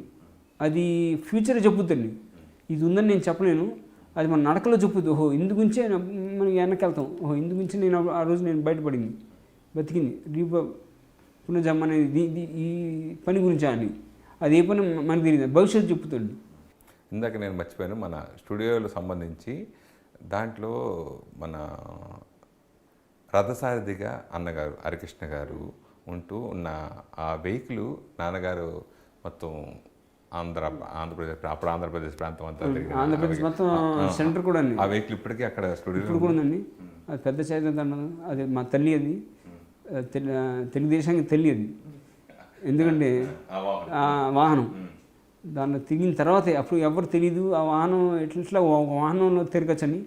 అది చూసే ఉత్తర భారతదేశంలో బీజేపీ మొదలుపెట్టారు. చైతన్య రథన్ మార్పు కూడా పెట్టారు, అది పేరు చైతన్య రథన్ పెట్టారు. అప్పుడు ఎందుకంటే అప్పుడు నేషనల్ మీటింగ్ కూడా అప్పుడు పెద్ద ఆయన హరికృష్ణ గారే రథసారథిగా ఉండి రథసారథ్యం వహించారు. మొత్తం అప్పుడు దేవిలాల్ గారు హర్యానా టూర్ మొత్తం ఆయన ఇక్కడి నుంచి నడుపుకుంటా హర్యానాకి తీసుకెళ్ళారు బండి. వాళ్ళ అబ్బాయి దేవిలాల్ గారు, చౌతలాల్ గారు బాగుతుంది, వాళ్ళు మీటింగ్ కూడా తిరిగారు. ఇదే రథంలో చైతన్య రథంలో తిరిగారు. అది చూసి వాళ్ళకి ఇట్లాంటి బండిలో కూడా మనం ఒక స్టేజ్ కింద వాడుకోవచ్చు, మొబైల్ స్టేజ్ అనుకోండి, ఏమని అనుకోండి అని. అప్పుడు వారు కూడా ఇది చూసి స్పందించి వాళ్ళు కూడా ఇన్స్పిరేషన్ తీసుకుని వాళ్ళు కూడా చైతన్య రథన్ వాళ్ళు బీజేపీ వాళ్ళు మొదలు పెట్టారు నెక్స్ట్. సో ఆ రథం ఇప్పటికీ ఉంది, జాగ్రత్త చూసుకుంటాం. మన సినిమాలో కూడా పెట్టారు అన్నయ్య, ఎన్టీఆర్ బయోపిక్ సినిమాలో కూడా పెట్టారు. అది సేమ్ అదే రథం కండిషన్ ఉంది. తల్లిని కాపాడుకుంటాం. 2 చైతన్య రథాలు ఉంది. దాని తర్వాత ఇంకోటి డీసీఎం, అది 94లో తిరిగారు నాన్నగారు ఆ చైతన్య రథంలో. 2 చైతన్య రథాలు ఉన్నాయి, మొట్టమొదటి 2 ఆ రెండు అలాగే ఉన్నాయి అన్న కండిషన్లుగా అలా పెట్టచ్చు గుర్తుగా. గుర్తుగా ఎప్పుడు ఆయనతో నాన్నగారితో ఎక్కువ ఏ విషయాల్లో మీరు పార్టిసిపేట్ చేసేవారు సార్ ఎక్కువ నాన్నగారికి సంబంధించిన దాంట్లో? ఎక్కువ సినిమా ఫీల్డ్ ఎందుకంటే నేను ఒక స్టూడెంట్గా నేను ఫారెన్ అమెరికా వెళ్ళానండి. డిగ్రీ తీసుకున్నాను అక్కడ, ఇంజనీరింగ్ అయింది నాకు, ఎంబీఏ చేశాను అక్కడ. తిరిగి 89లో తిరిగి రావడం అయింది. 89 తిరిగి 1989 తిరిగి వచ్చాను. రావడమే ఇక్కడ మనకి ఎలక్షన్లు వచ్చినాయి, సెంట్రల్ అండ్ పార్లమెంట్ ఎలక్షన్ 1989లో. ఇప్పుడు మనకి సెంట్రల్లో నేషనల్ ఫ్రంట్ వచ్చింది, స్టేట్లో కాంగ్రెస్ వచ్చింది. సో అవగానే దాంతో నేను మొత్తం టూర్ తిరిగాను. హరికృష్ణ గారు రథసారథిగా ఉన్నాడు ఆయన. దాంతో మొత్తం టూర్ నేను ఆయనతో పాటు తిరిగాను ఇక్కడ ఉమ్మడి ఆంధ్రప్రదేశ్లో. దాని తర్వాత 90లో నన్ను 91లో నన్ను మేనేజింగ్ పార్ట్నర్ చేయడం జరిగింది స్టూడియోలో. రావడమే అది చేయడంతో నేను ఇంకా ఈ లైన్లో వెళ్ళిపోయాను, ఇంకా సినీ ఇండస్ట్రీ లైన్లో వెళ్ళిపోయాను నేను అట్లా. సో ఎక్కువ నేను నాన్నగారితో ఎక్కువ నాకు ఎక్కువ ఎందుకంటే రావడప్పుడు విశ్వామిత్ర, దాని తర్వాత 92లో సమ్రాట్ అశోక్, 93 శ్రీనాథ్ కవి సార్వభౌమ. మొట్టమొదటి నేను నిర్మాతకు పెట్టాను నన్ను 93 శ్రీనాథ్ కవి సార్వభౌమ 93లో తీశాను. మొట్టమొదటిసారి నేను బాబు గారి దర్శకత్వంలో నేను నిర్మాతగా నన్ను ఆశించి నువ్వు నిర్మాతగా ఉండని చెప్పి నన్ను ముందు చూశారు ఆయన. సో అలా నేను ఇంకా సినిమా ఇండస్ట్రీలో ఎక్కువ ఉండిపోయానండి. అంత ఎక్కువ నాకు ఎందుకంటే ఆయన కూడా యాక్టివ్గా అప్పుడు ప్యాక్ ఆఫ్ అవ్వగానే ఒక అరగంట కూర్చున్నాను సరదాగా, రేపు ప్రోగ్రామ్ ఏంటని సరదాగా కూర్చుని పాత కవులు చెప్పుకుంటా ఆ పాత కవులు, పాత నిమ్గూరు కవులు, పాతవి మేము స్వీట్ మెమరీస్ ఏంటాం అని చెప్పుకుంటూ టైం పాస్ అయ్యేది. అరగంట అవ్వగానే బయలుదేరుతున్నాము అని రేపు షూటింగ్ వస్తామని వెళ్ళిపోయారు ఆయన. రామకృష్ణ స్టూడియోస్ అంటే బాగా ఇష్టం కదా సార్ నాన్నగారికి. అక్కడ జరిగిన సంఘటన లేదన్నా మీకు ఒక తీపి గుర్తుగా ఉన్నది ఏదన్నా? అన్ని మంచి సంఘటనలు ఒకటే కదా ఆయన, రోజు మంచి సంఘటన అండి. గుర్తుకుండేలా అవి ఎప్పుడు మరవలేని ఆయనతో. ప్రతి సంఘటన ఒక మంచి సంఘటన ఆయనతో అని నేర్చుకున్నాండి. ఏదైనా నేర్పించాడు ఆయన, ఆ సంఘటన ద్వారా నేర్పించాడు ఆయన. ఎట్లా ముందు ప్రాధాన్యత, డబ్బుకి విలువ ఎట్లా ఇవ్వాలి. ఏనాడు ఆయన ఒక డబ్బు ఇచ్చి ఖర్చు పెట్టన్నప్పుడు నేను అంటే ఆయన ఒక నేర్పించాడు ఆయన. ఎవరైనా మనిషి బాగా ఎదగాలంటే ఆ కంపెనీలో కింద భాగం ఏంటో నీకు తెలియాలి, కష్టం ఏంటో తెలియాలి, కంపెనీ కష్టం ఏంటో తెలియాలి. అంటే ముందు లైట్ పోయి ఉద్యోగం, ఓ లైట్ ఎట్లా ఎంత బరువు ఉంటుంది, ఎంత మోస్తే ఎంత బరువు నాకు తెలియదు. నీకు ఉన్న పైన లైట్ అంటే కాదు, ఇది ఆ బరువు కూడా తెలియాలి. సో నన్ను కింద స్థాయి నుంచి ఆయన నా ట్రైనింగ్ ఇప్పించాడు ఆయన. ముందుగా ప్రొడక్షన్ ఎగ్జిక్యూటివ్గా పెట్టాడు ఆయన. ఇది ఖర్చు పెట్టు అంటే డబ్బు ఒక విలువ తెలియదు, పైన విలువ తెలియదు, ప్రొడక్షన్ ఎట్లా నడక ఎట్లా ఉంటుంది నీకు తెలియదు, బాధ తెలియదు. నేర్పించాడు ఆయన. అది ఎట్లంటే ఒక్క సినిమాకి పై ఫైనల్గా నన్ను ఒక నిర్మాత చేశాడు ఆయన 93లో. ఒక స్పీడ్గా వేసి అన్నీ ఆయన ఆశీర్వాదాలు స్పీడ్గా. మందు కూడా భావం అట్టాగే ఉండేది. పిచ్చి ఖర్చులు ఎప్పుడు ఎన్నడూ పెట్టేవాళ్ళం కాదు మనం. ఎందుకు మా అందరిలో ఉంది అది, మా అందరం అక్క చెల్లెలు అందరిలో ఉంది. పిచ్చి ఖర్చులు లేవు, దేనికి మేము వేస్ట్ అసలు లేదు మాకు. ఎందుకంటే దానికి లేదండి జవాబు లేదు దానికి. అంటే ఇప్పుడు ఈ కరోనా టైంలో స్టూడెంట్ మెయింటైన్ చేసి ఎంత మెయింటెనెన్స్ అంతా చూసుకోవడం అన్ని చాలా బడ్జెట్తో పడింది. చాలా బాధపడుతున్నాను అందరినీ. ఎందుకంటే అందరూ దీనికి సంబంధించిన దీని మీద ఆధారపడిన కార్మికులండి, ముఖ్యమైన కార్మికులండి. సరే ఆర్టిస్టులు అంటే అది వేరండి, ముందు కార్మికులు చాలా బాధగా ఉంది. ఎందుకంటే రోజు లేబర్తో కూలీతో వచ్చే డబ్బులతో సేకరించుకుని చేసే కార్మికులు చాలా ఇబ్బంది పడుతున్నారు, చాలా బాధగా ఉంది. మరి ఎవరిని బ్లేమ్ చేయలేము, ఇది నేచర్ సంబంధించింది కాబట్టి. సరే అందరు కలిసి అందరికి నమస్కారం పెడుతున్నాను, ధన్యవాదాలు తెలుపుతున్నాను. అందరూ ముందుకు వచ్చి అందరు డొనేషన్ ఇచ్చి మరి కార్మికులు చేద్దాం అసోసియేషన్ ద్వారా చేస్తున్నారు, అసోసియేషన్ ద్వారా చేస్తున్నాను. బాగుంది. అది ఎంతకాలం అనేది చూడండి. ఇప్పుడు ఒక రెండు నెలలు 2 నెలలు 3 నెలలు బాగానే ఉంది, ఎంతకాలం అనేది. కానీ మంచి వార్త తెలిసిందే, నిన్న టీవీలో వార్తలో తెలిసిందండి, రష్యాలో ముందు ఆల్మోస్ట్ వచ్చేసింది. 3 ఫేజ్లో ఉంది. 3 ఫేజ్ కూడా ఆల్రెడీ ఇంజక్షన్ ఇచ్చేసారండి, 20,000 ఇంజక్షన్ ఇచ్చారు. అది అనుకున్న దాని మీద వేగంగా బయటకు వచ్చేస్తున్నది. సో అతి త్వరలో మనం ఈ మహమ్మారి నుంచి బయటపడతాం, కష్టం నుంచి బయటపడతాం కోరుతున్నాను. అదే బసవతారకం క్యాన్సర్ హాస్పిటల్ ట్రస్ట్ ద్వారా కొన్ని మెడిసిన్స్ కూడా బాలయ్య బాబు చాలా మందికి ఫ్రీగా ఇచ్చాను డొనేషన్. అక్కడ మీకు హిందూపూర్లో కూడా చేయడం వాటి మీద ఎందుకంటే చాలా ఇబ్బందులు చాలా ఉన్నాయి. ఎందుకంటే అందరికీ భయం ఉంది. ఎందుకంటే హాస్పిటల్కి వెళ్తే ఖర్చులు ఎక్కువ అవుతాయి ఇదని. ఇలా కాదు, ఆయన క్యాన్సర్ హాస్పిటల్ కూడా ఒక వింగ్ ఓపెన్ చేశాడు. ఆయన కోవిడ్ సెక్షన్ వింగ్ కొత్తగా ఓపెన్ చేశాడు ఆయన. చైర్మన్గా ఉంది. అది క్యాన్సర్ ఆసుపత్రి అయినా సరే, ఇది అందరికీ క్యాన్సర్ ఆసుపత్రి కదా. ఇది కోవిడ్-19కి వెళ్తే ట్రీట్మెంట్ ఉందో లేదా, లేదు ఇది ట్రీట్మెంట్ ఉంది, సపరేట్ సెక్షన్ పెడుతున్నాను, సెక్షన్ పెట్టాడు ఆయన. చైర్మన్ ఆయన చాలా మంచి పని చేశాడు ఆయన.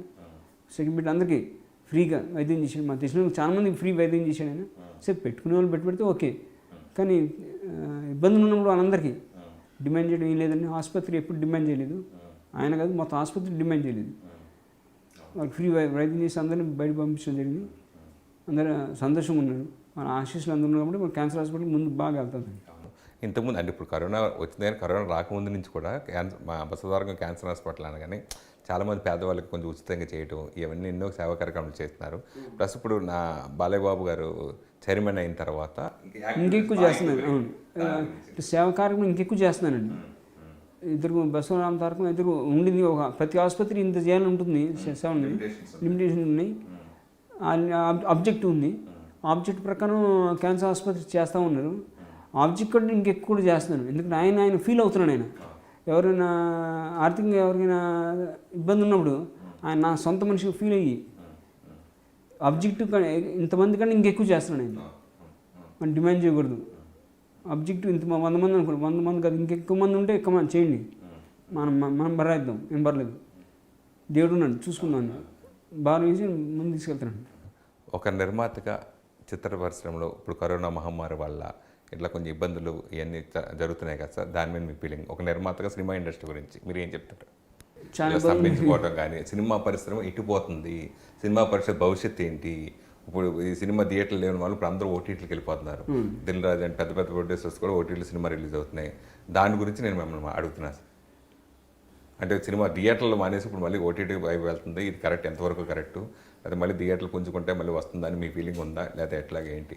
అంటే ఓటీటీ అంటే ఒకటండి, ఇప్పుడు మనకి ఫ్యూచర్ నెక్స్ట్ జనరేషన్ అది టెక్నాలజీ కూడా కాకుండా ప్రేక్షకుల్లో కూడా మనకి మన టీవీలో మన ఎంత సినిమా చూసినా కూడా ఒకసారి అంటారు, నేను మంచి సినిమా టీవీలో చూడండి, నేను అబ్బాయి చచ్చిన అంటాను. ఎందుకంటే కొన్ని సినిమాలు మనం ఆ థియేటర్ చూస్తే దాని ఎఫెక్ట్ తెలుస్తుంది, ఆ ఫీల్ తెలుస్తుంది. ఆ జనరేషన్ అనుకోండి ఏమైనా అనుకోండి, అది మారదు అనుకుంటున్నానండి. అఫ్కోర్స్ కొద్ది క్వాంటిటీ తగ్గచ్చు, కానీ థియేటర్లో టెక్నాలజీ మారిపోతుందని టెక్నాలజీ అనేది మారదు అనుకుంటున్నానండి. ఇవాళ కూడా అబ్రాడ్లో ఫారెన్లో కూడా చూస్తున్నాను. ఫలానా ఒక అమెరికానే కాదు, ప్రతి దేశంలో చూస్తున్నాం. అదే టెక్నాలజీ కంటిన్యూ అవుతుంది. ఎంత ఓటీటీ మనకి ఇప్పుడు వచ్చింది, అక్కడ ఓటీటీ ఎప్పుడో వచ్చినాయి, 10 సంవత్సరాల క్రితం వచ్చిందండి. ఇప్పటికీ డిమాండ్ ఉన్నాయి. అక్కడ మంచి సినిమా ఉండాలి. ఇప్పుడు మంచి సినిమాలకు ఉంటుందండి డిమాండ్. అది ఇట్లా ఇప్పుడు ఒక రకంగా మంచిగా అనుకుందామండి. ఒక రకంగా మంచి సినిమాలు చేద్దాం గ్యారెంటీ. ఎందుకంటే ఇండస్ట్రీ బతకాలంటే మంచి సినిమాలు ఉండాలి. సో ఈ రకంగా మంచి సినిమా తీసినా ప్రేక్షకులు బయటకు రావడం. ఎందుకంటే అఫ్కోర్స్ ప్రేక్షకులకు సినిమా రిలీజ్ అవ్వని వచ్చేవారు, ఇప్పుడు 10 సార్లు శుద్ధి కొట్టాలి. మంచి సినిమా అప్పటికైనా వస్తున్నారు. సో ఆ రకంగా ఈ ఓటీటీ ప్లాట్ఫామ్ మీద కొంత ఎఫెక్ట్ ఉంటుంది, కొంత ప్రస్తుతానికి ఎంత ఎఫెక్ట్ ఉంది. ఫ్యూచర్లో ఎంత ఎఫెక్ట్ ఉంటుందని అంత ఉంటుంది ఎంత ఉండదు అనుకుంటున్నాండి.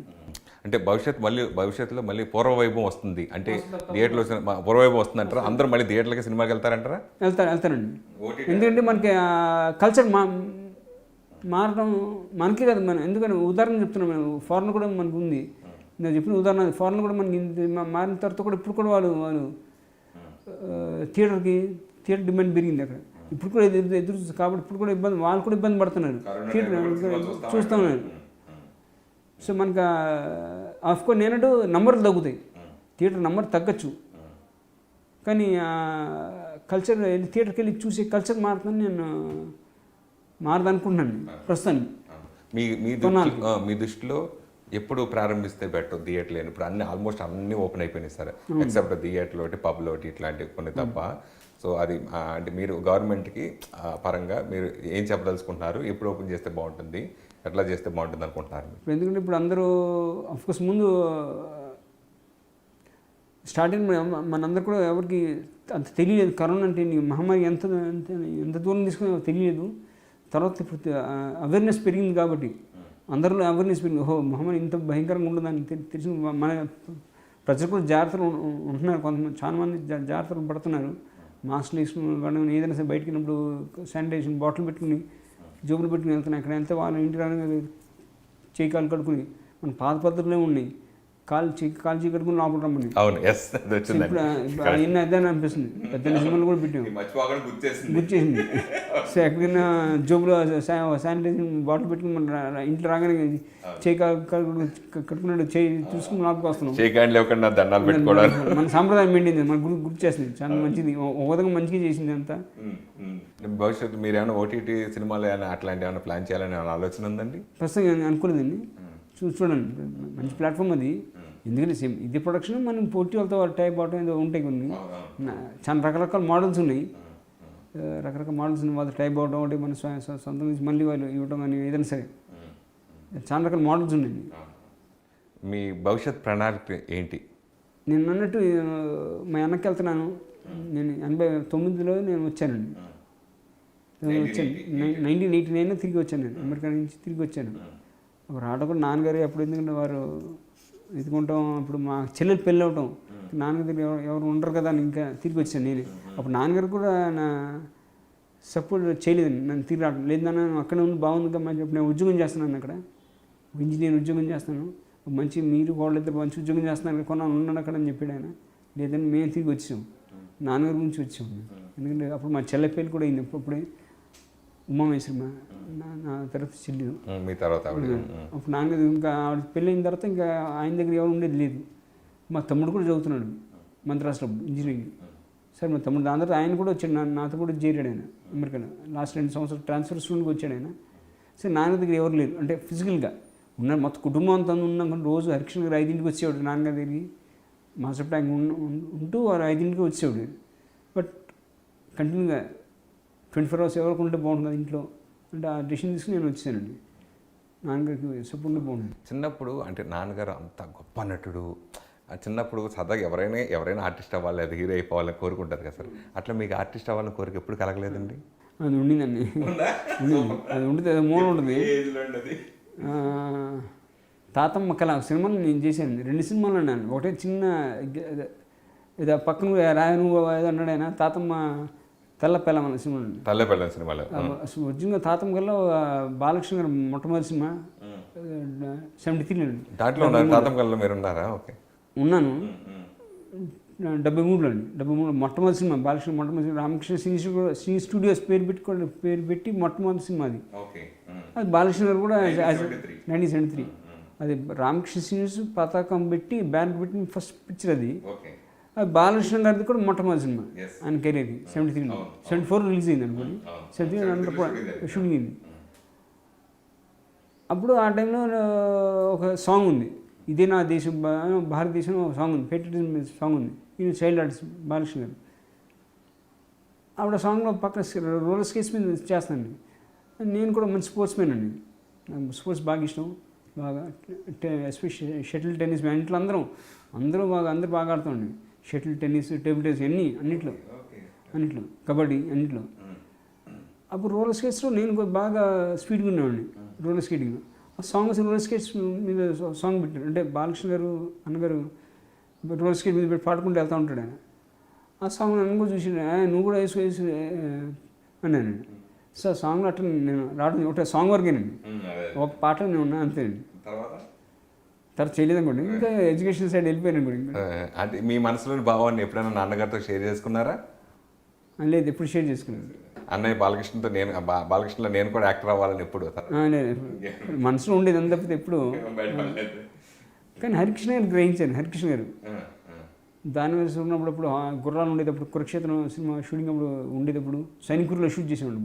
అప్పుడు ఇంత డెవలప్ కాలే, అంత సైనికులు చెరువు ఉండేది అన్నవాడు. అప్పుడు బ్రేక్ టైంలో గుర్రాలు ఉండేది, పోలీస్ గుర్రాలు. అప్పుడు మా సొంత గుర్రం కూడా ఉండింది, రాజా పేరు. అది అడవి రాముల్లో వాడారండి, గుర్రం అడవి రాముల సినిమాలో వాడారండి. టాంగా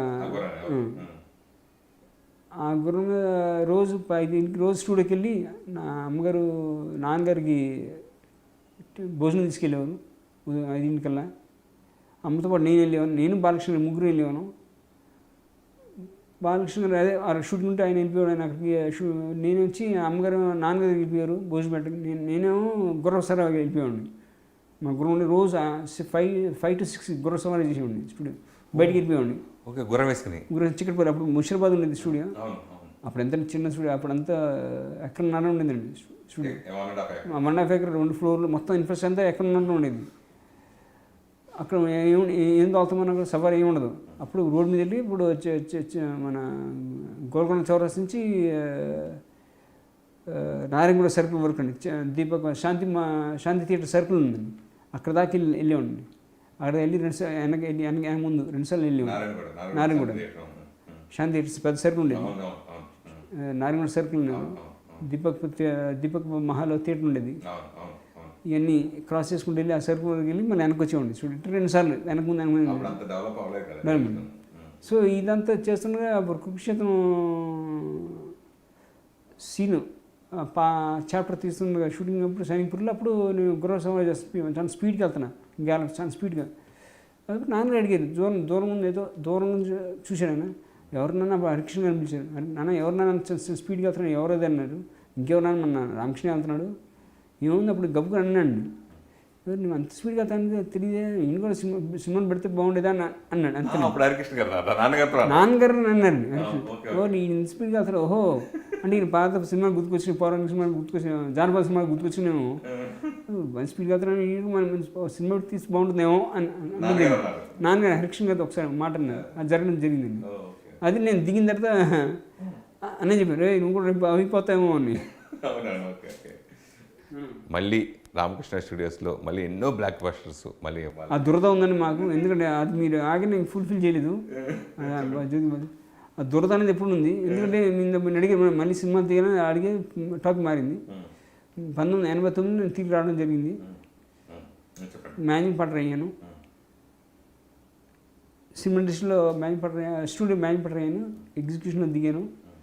ఇంకా అట్లా సినిమా ఏంటి రుచి తెలిసిపోయింది.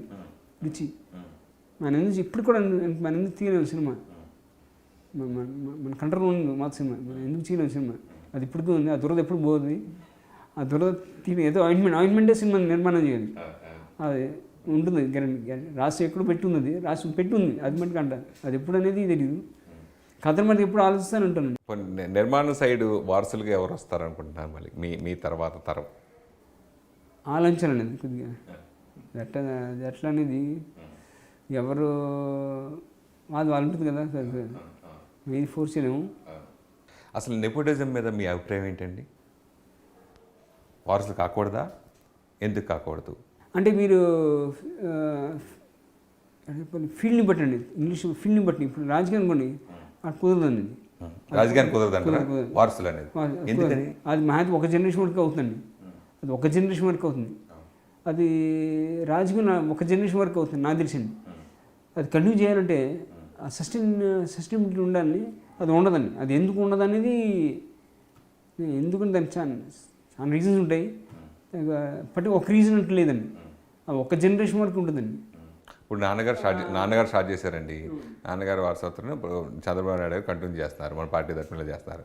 అలాగే రాజశేఖర్ గారు స్టార్ట్ చేశారు, తర్వాత జగన్ గారు కంటిన్యూ చేస్తారు. ఇలా రెండో తరం కూడా వచ్చింది కదా రాజకీయాల్లో, ఉంటుంది కదా అట్లా. అది మనిషి తత్వాన్ని బట్టి ఉంటుందండి. మరి అదే కారణం ఉంటుంది, ఎందుకు ఉండదని. ఇప్పుడు బాలకృష్ణ గారిని తీసుకున్నాను ఉదాహరణ. ఇప్పుడు బాలకృష్ణ అంటే ఆయన సత్తా ఉంది, ఆయన తీసుకెళ్ళి అంటే ఆ లెవెల్కి తీసుకెప్పుడు ఇవాళ క్యాన్సర్ హాస్పిటల్కి నడిపించేది ఆ స్థాయిలో నడిపిస్తున్నాను. ఆయన నా ఒక ఇబ్బంది పడుతున్నప్పుడు మనిషి వద్దురా ఆయన ఇబ్బంది పడుతున్నాడు, మనం తోటి సాయం చేద్దాం, ఆ ఫీల్ ఉండాలి మనిషికి. అట్లాంటి ఫీల్డ్ మనిషి నడిపిస్తాడు ముందుకి ఒక రథసారథిగా. నువ్వు అప్పుడే నడిపించే కెపాసిటీ ఉంది. ఇది తెలుగుదేశం పార్టీ నడిపించే కెపాసిటీ బాలకృష్ణ గారు ఉంది. అట్లా మనిషిని తత్వాన్ని బట్టి ఉంటుందండి. ఇప్పుడు మనం ఫోర్స్ చేసి నడవాలంటే అట్లా అది ఒక జనరేషన్ వరకు ఉంటుంది. ఇప్పుడు నాన్నగారితో బాలకృష్ణ ఉందని కెపాసిటీ ఉంది. దాని తర్వాత అనేది చూడండి, లేదు నన్ను ఎప్పుడు మొరుస్తుంది, ఎప్పుడు చెప్పలేం కదా. దానికి సందర్భం రావాలి. నేను ఎక్స్పీరియన్స్ అవ్వాలి. సో అట్లా అండి. సూపర్గా చెప్పారు. తర్వాత మెయిన్ మీలో నచ్చింది ఏంటంటే ఒక ఎదుటివాడిని బాగా రెస్పెక్ట్ ఇస్తారు సార్, మీరు ఎక్కువ వాల్యూ ఇస్తారు. ఇవన్నీ మీరు ఎక్కడ నేర్చుకున్నారు సార్ ఇవన్నీ? ఇది మా నాన్నగారి నుంచి అండి. ఇది అంటే మీలో ఎక్కువ కనిపించింది సార్. నేను దాదాపు ఒక 27 ఇయర్స్ నుంచి మిమ్మల్ని చూస్తున్నా. అప్పుడు సుబ్బలగల కవరేజ్కి వచ్చేవాడిని, పెద్దన్నయ్య కవరేజ్కి వచ్చేవాడిని. అప్పుడు మిమ్మల్ని కలిసేవాడిని, మిమ్మల్ని ఇంటర్వ్యూ కూడా చేయడం జరిగింది అప్పుడు వార్తలో ఉన్నప్పుడు నేను. సో అప్పటి నుంచి మిమ్మల్ని అబ్జర్వ్ చేస్తున్నా. ఎక్కువ ఎదుటి వాళ్ళకి ఎక్కువ రెస్పెక్ట్ ఇచ్చి ఎవరు వచ్చినా ఆ మర్యాదలు అవన్నీ మీలో బాగా కనిపించాయి. అందుకోసం మీకు ఈ క్వశ్చన్ అడిగా. తప్పలేదు, ఎందుకంటే ఇది కూడా అంటే మా ఫ్యామిలీలో ఉంది. అది ఫ్యామిలీలో ఉందండి. ఎదురువాడిని మనం గౌరవించాలని. కొంత నాన్నగారి ఇన్ఫ్లుయెన్స్ కూడా ఉందండి, చాలా ఉంది. ఎందుకు ఆయన కూడా ఒక నిర్మాత వచ్చినప్పుడు చిన్న వయసు చూసుకున్నాడు కానీ అశ్విని దత్ గారే ఒకసారి అశ్విని దత్ గారు అనుకుంటాను ఫస్ట్ టైం నిర్మాత కుర్రోడు ఆయన. ఎంత 26-20 సంవత్సరాలు అనుకున్నాను ఆయన. ఇది ఎదురు నిమిషం ఎక్కడండి ఫస్ట్ టైం కమర్షియల్ సినిమా అది. ఫస్ట్ డ్యాన్స్ పెట్టే సినిమా అది. అప్పుడు ఆయన టక్కన లేచి నిలబడ్డాడు, ఆయన నమస్కారం పెట్టాడు. ఆయన కాళ్ళు అంతా అన్ని జారిపోయినాయి. అయ్యా అన్నగారు రామరావు మీరు లిఖిసానండి, మీరు నిర్మాత నేను ఆర్టిస్ట్ని. అది నేను ఎన్టీ రామారావు కాదు, మీరు నిర్మాత నేను ఆర్టిస్ట్ని. నేను ఎదురు నిర్మాతని గౌరవించాలి. అది అట్లా అండి. నేను ఫస్ట్ టైం మీద మాట చెప్పాను. నేను నేర్చుకుని నాన్నగారి ముందు ఆశీర్వాదం తీసుకున్నప్పుడు మ్యాజిక్ పట్ల ఫస్ట్ టైం ఉన్నాడు ఆయన. నువ్వు కుర్చీకి నువ్వు రెస్పెక్ట్ ఇవ్వాలి. కుర్చీకి ఫస్ట్ ఎవడాను కాదు, అక్కడ కుర్చీకి రెస్పెక్ట్. వయసుకి కాదు, కులం మతం ఏం చూడబాక, ఫస్ట్ కుర్చీకి. అది నేను కాపాడుతుంది, జీవితాన్ని కాపాడుతుంది. అది ఇప్పుడు అది ఎవరాను కాదు, అక్కడ కుర్చీ రెస్పెక్ట్. అది ఫస్ట్ నేర్పించింది నాన్నగారు అదండి, కుర్చీ రెస్పెక్ట్. ఎవడ మనిషికి వయసుకి సంబంధం లేదు. అది మా అందరిలో ఉంది కాబట్టి కొద్దిగా ఆ ఇన్ఫ్లుయెన్స్ కూడా ఉంది కాబట్టి, నాన్నగారి ఇన్ఫ్లుయెన్స్ ఉంది కూడా కాబట్టి. అది thank you sir, thank you so much అండి. హ్యాపీ. ఈ మహమ్మారికి మా అందరూ త్వరలో కోలుకోవాలని అందరూ చాలా ఇబ్బంది పడుతున్నారు. అందరూ తోటి టెక్నీషియన్స్ కానీ అందరూ అసలు పైకి మన సినిమా ఇండస్ట్రీని అందరూ సరదాగా కలిసి 10 మందితో కలుసుకునే రకం. ఇట్లా ఎప్పుడు అవుతాను ఎప్పుడు అనుకున్నాను. కానీ ఒకటికి ఈ మహమ్మారి తర్వాత మొత్తం వర్కింగ్ స్టైల్ కూడా మారిపోతుందండి. నేను అనుకోవడం ఈ మన సినిమా ఇండస్ట్రీ కాదు, మొత్తం అసలు ప్రపంచం వ్యాప్తంగా మొత్తం వర్కింగ్ స్టైల్ అన్నీ ఏ 80 కేటగిరీ తీసుకోండి, ఇండస్ట్రీ తీసుకోండి, ఏదైనా సరే. ఎలాంటి మార్పు వస్తుంది అనుకుంటున్నారు? అంటే నా దేశం మేనేజ్మెంట్లో వస్తుందండి. కింద స్థాయి ఏది రాదనుకోండి, కింద రేసి తప్పదు. కెమెరా నడవాలంటే కెమెరా ఉండాలి. ఆ స్థాయిలో మారదు. కానీ మేనేజ్మెంట్ స్థాయిలో మొత్తం చాలా మారుతాయండి. అంటే ఆఫీస్ సైజ్ తగ్గిపోద్ది, ఆఫీస్ సైజ్ తగ్గుతుంది. ఇప్పుడు ఐటీ అనుకోండి, ఇప్పుడు వర్క్ ఫ్రమ్ హోమ్ అంటారు. నెక్స్ట్ బడ్జెటింగ్ కూడా అయిపోతుందండి. ఎందుకంటే ఈ 6 నెలల్లో తెలిసిపోయి మనం బడ్జెటింగ్తో అదే అవుట్పుట్ తీసుకుంటాం. మనం ఇద్దరికి ఎంత అవుట్పుట్ తీసుకున్నామో, ఎంత ఈల్డ్ అంటాం, మనం ఎంత ప్రొడక్షన్ చేసామో, ఇది 6 నెలల్లో ఇదే ఇప్పుడు తక్కువ చేసి అదే ప్రొడక్షన్ మనం రప్పించుకుంటున్నాం. అవుట్పుట్ అదే తీసుకుంటున్నాం. సో ఇప్పుడు ఏం చేస్తాను, ఇప్పుడు 100 మంది ఇప్పుడు ఒక 60 మంది తగ్గించారనుకున్నాం. 60 మంది అదే అవుట్పుట్ తెస్తున్నాను. సరే ఫ్యూచర్ కూడా సైజ్ తగ్గిపోద్ది, అవుట్పుట్ అదే ఉంటుంది, పెరగచ్చు కూడా, అవుట్పుట్ కూడా పెరగచ్చు. సైజ్ మీద వర్కింగ్ స్టైల్ తగ్గుతుందండి, మారిపోతుంది. ఐటీ అంటే అందరూ ఇంకెళ్ళల్లో కూర్చోమంటారు, ఆఫీస్ సైజ్ తగ్గించేస్తారు. అట్లా అండి వేస్టేజ్ పోతుంది. ఓవరేజ్ తగ్గిపోతాయి. ఓవరేజ్ తగ్గిపోతాయి. మన సినిమా పరిశ్రమ అంటే తగ్గదు, అంటే తగ్గించే ఇది లేదు. ఎందుకంటే ఎక్కువ మంది టెక్నీషియన్స్ ఎక్కువ రంగంలో ఉంటారు, లొకేషన్ ఉంటారు కాబట్టి చేసే ఎగ్జిక్యూషన్ అది వేరేది. టోటల్ వర్కింగ్ స్టైల్ వేరు మంది సినిమా ఇండస్ట్రీ. అది మంది మారదండి. అది ఇంకా ఎగ్జిబిటర్ సెంటర్ ఆ వర్కింగ్ అది మీరు ఓటీటీ అని కొద్దిగా మారుతాయి, టెక్నాలజీ మారిపోతుంది. రేపు అది వేరు అనుకోండి. అట్లండి. మామూలుగా హరికృష్ణ గారు అబ్బాయిలు, కళ్యాణ్ రామ్ గారు, ఎన్టీఆర్ వీళ్ళందరూ మేము కలుస్తూ ఉంటాం, సరదా మాట్లాడుతుంటాం. అది ఉంటుందండి. ఎన్టీఆర్తో కానీ మన కళ్యాణ్ రామ్ గారు వీళ్ళందరూ కలదు. బట్ ఫోన్ మీద రెగ్యులర్ టచ్ ఉంటాం. వారానికి ఒకసారి మాట్లాడుతుంటాం కళ్యాణ్ అందరితో. తారక్ అంటామండి జూనియర్ని. తారక్ది మా అబ్బాయిది ఒకే రోజు పుట్టినరోజు. ఒకే రోజు పుట్టినరోజు 20 తారీఖు. May 20th, మా అబ్బాయికి May 20th. సరదాగా ఒకళ్ళు విష్ చేసుకోవడం అన్నీ ఉంటాయండి, వాళ్ళ విష్ చేసుకోవడం అన్నీ ఉంటాయండి. ఆ జనరేషన్ కంటిన్యూ అవుతుంది, అది ఉండాలి కదా, లేకపోతే అట్లా అనుబంధం సంబంధం ఉండాలి, లేకపోతే ఏదైనా ఫ్యామిలీ మారల్ సపోర్ట్ అండి ఏదైనా. అందరు కలిసికట్టుగా ఉండాలనేది కూడా మెయిన్ ఎక్కువ ఉంటుంది కదా సార్. అంతే. అవును, అవును. ఎందుకు నాన్న ఎప్పుడు అనేవారు 5,000 ఎప్పుడు మనకి వేరు వేరు సైజులైనా ముట్టు పెడితేనే స్ట్రెంత్ అది. అలాగే మన కుటుంబంలో ఎన్నైనా ఉండొచ్చు. పెళ్ళి ఉమ్మడి కుటుంబం రెండు ఒకటే, పెళ్ళి ఉమ్మడి కుటుంబం అంటే సబ్జెక్ట్ లేకుండా మనం మాడుతున్నాం కూడా, వేరే సబ్జెక్ట్ మనం మాట్లాడుతున్నాం. పెళ్ళి ఉమ్మడి కుటుంబం ఒకటే. వాళ్ళు మగలు నవ్వుతా మాడతాం, వాళ్ళు ఎప్పుడు ఇది లేదని కాదు, డిఫరెన్స్ ఎప్పుడు ఉంటాయి, చిన్న చిన్న ఎప్పుడు వస్తూ ఉంటాయి. కాంప్రమైజ్, అది కాంప్రమైజ్ అని ఉమ్మడి కుటుంబంలో కూడా అది రకరకాల మన ఇప్పుడు అందమైన అక్క చెల్లి ఉంటారా సహజం అది, కానీ మన అంతా ఒక ఎలా కాంప్రమైజ్ కలిసి కట్టుకుంటాం అనేది మెయిన్.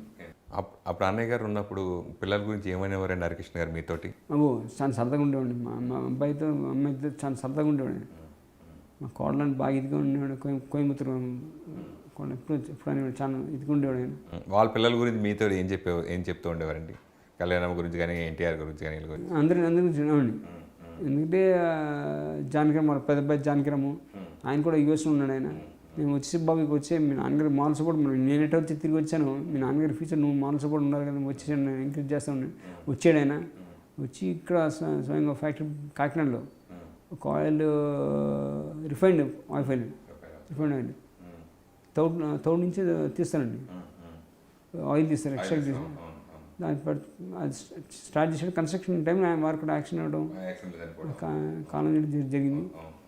ఇట్లా అన్నీ అంటే ఈ కారు యాక్సిడెంట్ గురించి దాని గురించి జరిగింది, అది బాబు అలాగే అయిపోయారు, అన్నగారు కూడా అలాగే జరిగారు, హరికృష్ణ గారు అలా జరిగారు. ఆ సంఘటనల మీద ఏదన్నా మీకు చెప్పాలని ఏముందని ఏదైనా రాతలో ఉంది, కానీ హరికృష్ణ గారిది ఇద్దరిది సంఘటనలు కూడా ఆశ్చర్యమే. స్పీడ్గా బాబు స్పీడ్గా వెళ్తున్నాడు వాస్తవం, అది హైవే అయిన తర్వాత ఒక 10 కిలోమీటర్ ఎక్స్ట్రా వెళ్తున్నాడు కాదని, 100 110 కొడుతున్నాడు ఆయన. కానీ ఎదుటి రోడ్డు తప్పు చేసిన పనికి అందుకుంటే అంటారు, ముందు మన ఎంతసేపు ఉన్న ఎదుటి రోడ్డు గురించి ఆలోచించాను. ఎదుటి రోడ్డు వాడు కరెక్ట్గా వస్తే బాగుంటుంది. జరిగింది అదే, వాడు రాంగ్ రూట్లో వస్తున్నాడు, ట్రాక్టర్ రాంగ్ వస్తూ వాడు అడ్డంగా తిప్పేసాడు బండి. అప్పుడు ఆ ఎస్కేప్ టైంలో ఇది యాక్సిడెంట్ జరిగింది సార్. రాత టైం హరికృష్ణ గారు కూడా అంతే, ఆయన అంతే 1,00,000 కిలోమీటర్ తిరిగిన బండి చైతన్యనాథం తిరిగి ఆయన అసలు సూపర్. ఆయన అంత బెస్ట్ డ్రైవింగ్ నేను ఇంకెక్కడ చూడలేదండి. నా ఎక్స్పీరియన్స్ నేను ఎప్పుడు పక్కన, నేను ఛాన్సార్ ఆయన పక్కన కూర్చునేవాడిని. ఆయన నాకు కూడా చెప్పాడు ఇట్లే టైం పెట్టి ఇట్లా అని, చూసి నేర్చుకున్నాను ఏదైనా. నేను చేసి డ్రైవింగ్ కూడా ఇప్పుడు కూడా డ్రైవింగ్ చేస్తున్నాను నేను ఇప్పుడు కూడా. అంటే ఈ కండిషన్, నా ఫిజికల్ కండిషన్ కూడా ఇప్పుడు కూడా చేసేది ఆయన డ్రైవింగ్ నేను చేసేది. అంటే మా ఇప్పుడు డ్రైవింగ్ తీసుకెళ్తారు మీరు? అంటే ఆయన ఎక్స్పీరియన్స్ అండి, ఆయన దగ్గర ఉండి ఇవన్నీ అంటువ్యాధి అంటాం, అంటువ్యాధి అట్లా అంటాం. ఇది కూడా అంతే, ఆయన నేర్పించింది కాదు, అంటువ్యాధి ఇది ఆయన చూసి నేను నేర్చుకున్నాడు. ఎందుకు ఎట్లా చేస్తాడు, ఎందుకు ఇట్లా కంట్రోల్ చేస్తాడు. నాన్నగారు వ్యక్తిత్వం హరికృష్ణ గారు చాలా కనబడి ఆయన అనేక సార్లు స్పీచ్లు కూడా చెప్పడం జరిగింది. మా పిల్లలకి నేను ఎప్పుడు అడ్వైస్ ఇవ్వలేదు, వారు వచ్చి నేను అడిగితే నేను చెప్పాను. నాన్నగారు అటాక్ చేసేవాడు, ఆయన ఎప్పుడు ఇన్ఫ్లుయెన్స్ చేసేవాడు కాదండి. మన ఒక రెస్పాన్సిబిలిటీ ఎప్పుడు ఇన్ఫ్లుయెన్స్ చేసేవాడు, ఇది ఇట్లా చేయని. ఎందుకని కష్ట సుఖాలు తెలియాలి కదా మాకు, తెలియదు కాబట్టి అన్నీ చెప్తే ఇంకా కష్టాలు ఏం పడతాం మేము. అన్ని సుఖాలు ఉంటే తప్పితే కష్టాలు ఉండవు. అన్నీ ఆయన ఇట్లా అంటే అన్నీ బాగానే ఉంటాయి. ఇబ్బంది పడాలి మనం, ఇబ్బంది పడినప్పుడే మేము ఆయన దగ్గరికి అడ్వైస్కి వెళ్ళాము, అప్పుడు అడ్వైస్ ఇచ్చేవారండి. ఎందుకంటే అదే హరికృష్ణ గారు అదే చెప్పాడు నేను స్పీచ్లో ఎన్నోసార్లు, వాళ్ళ అబ్బాయి కళ్యాణం అని, తారకమని, జానకిరామ్ అందరికీ ఏది ఇన్ఫ్లుయెన్స్ చేయలేదండి. వాళ్ళని అడ్వైస్గా నువ్వు వస్తే అప్పుడు అడ్వైస్ చేసాడు పిల్లలకి. Thank you so much sir, ఇంత సమయాన్ని కేటాయించినందుకు. Thank you.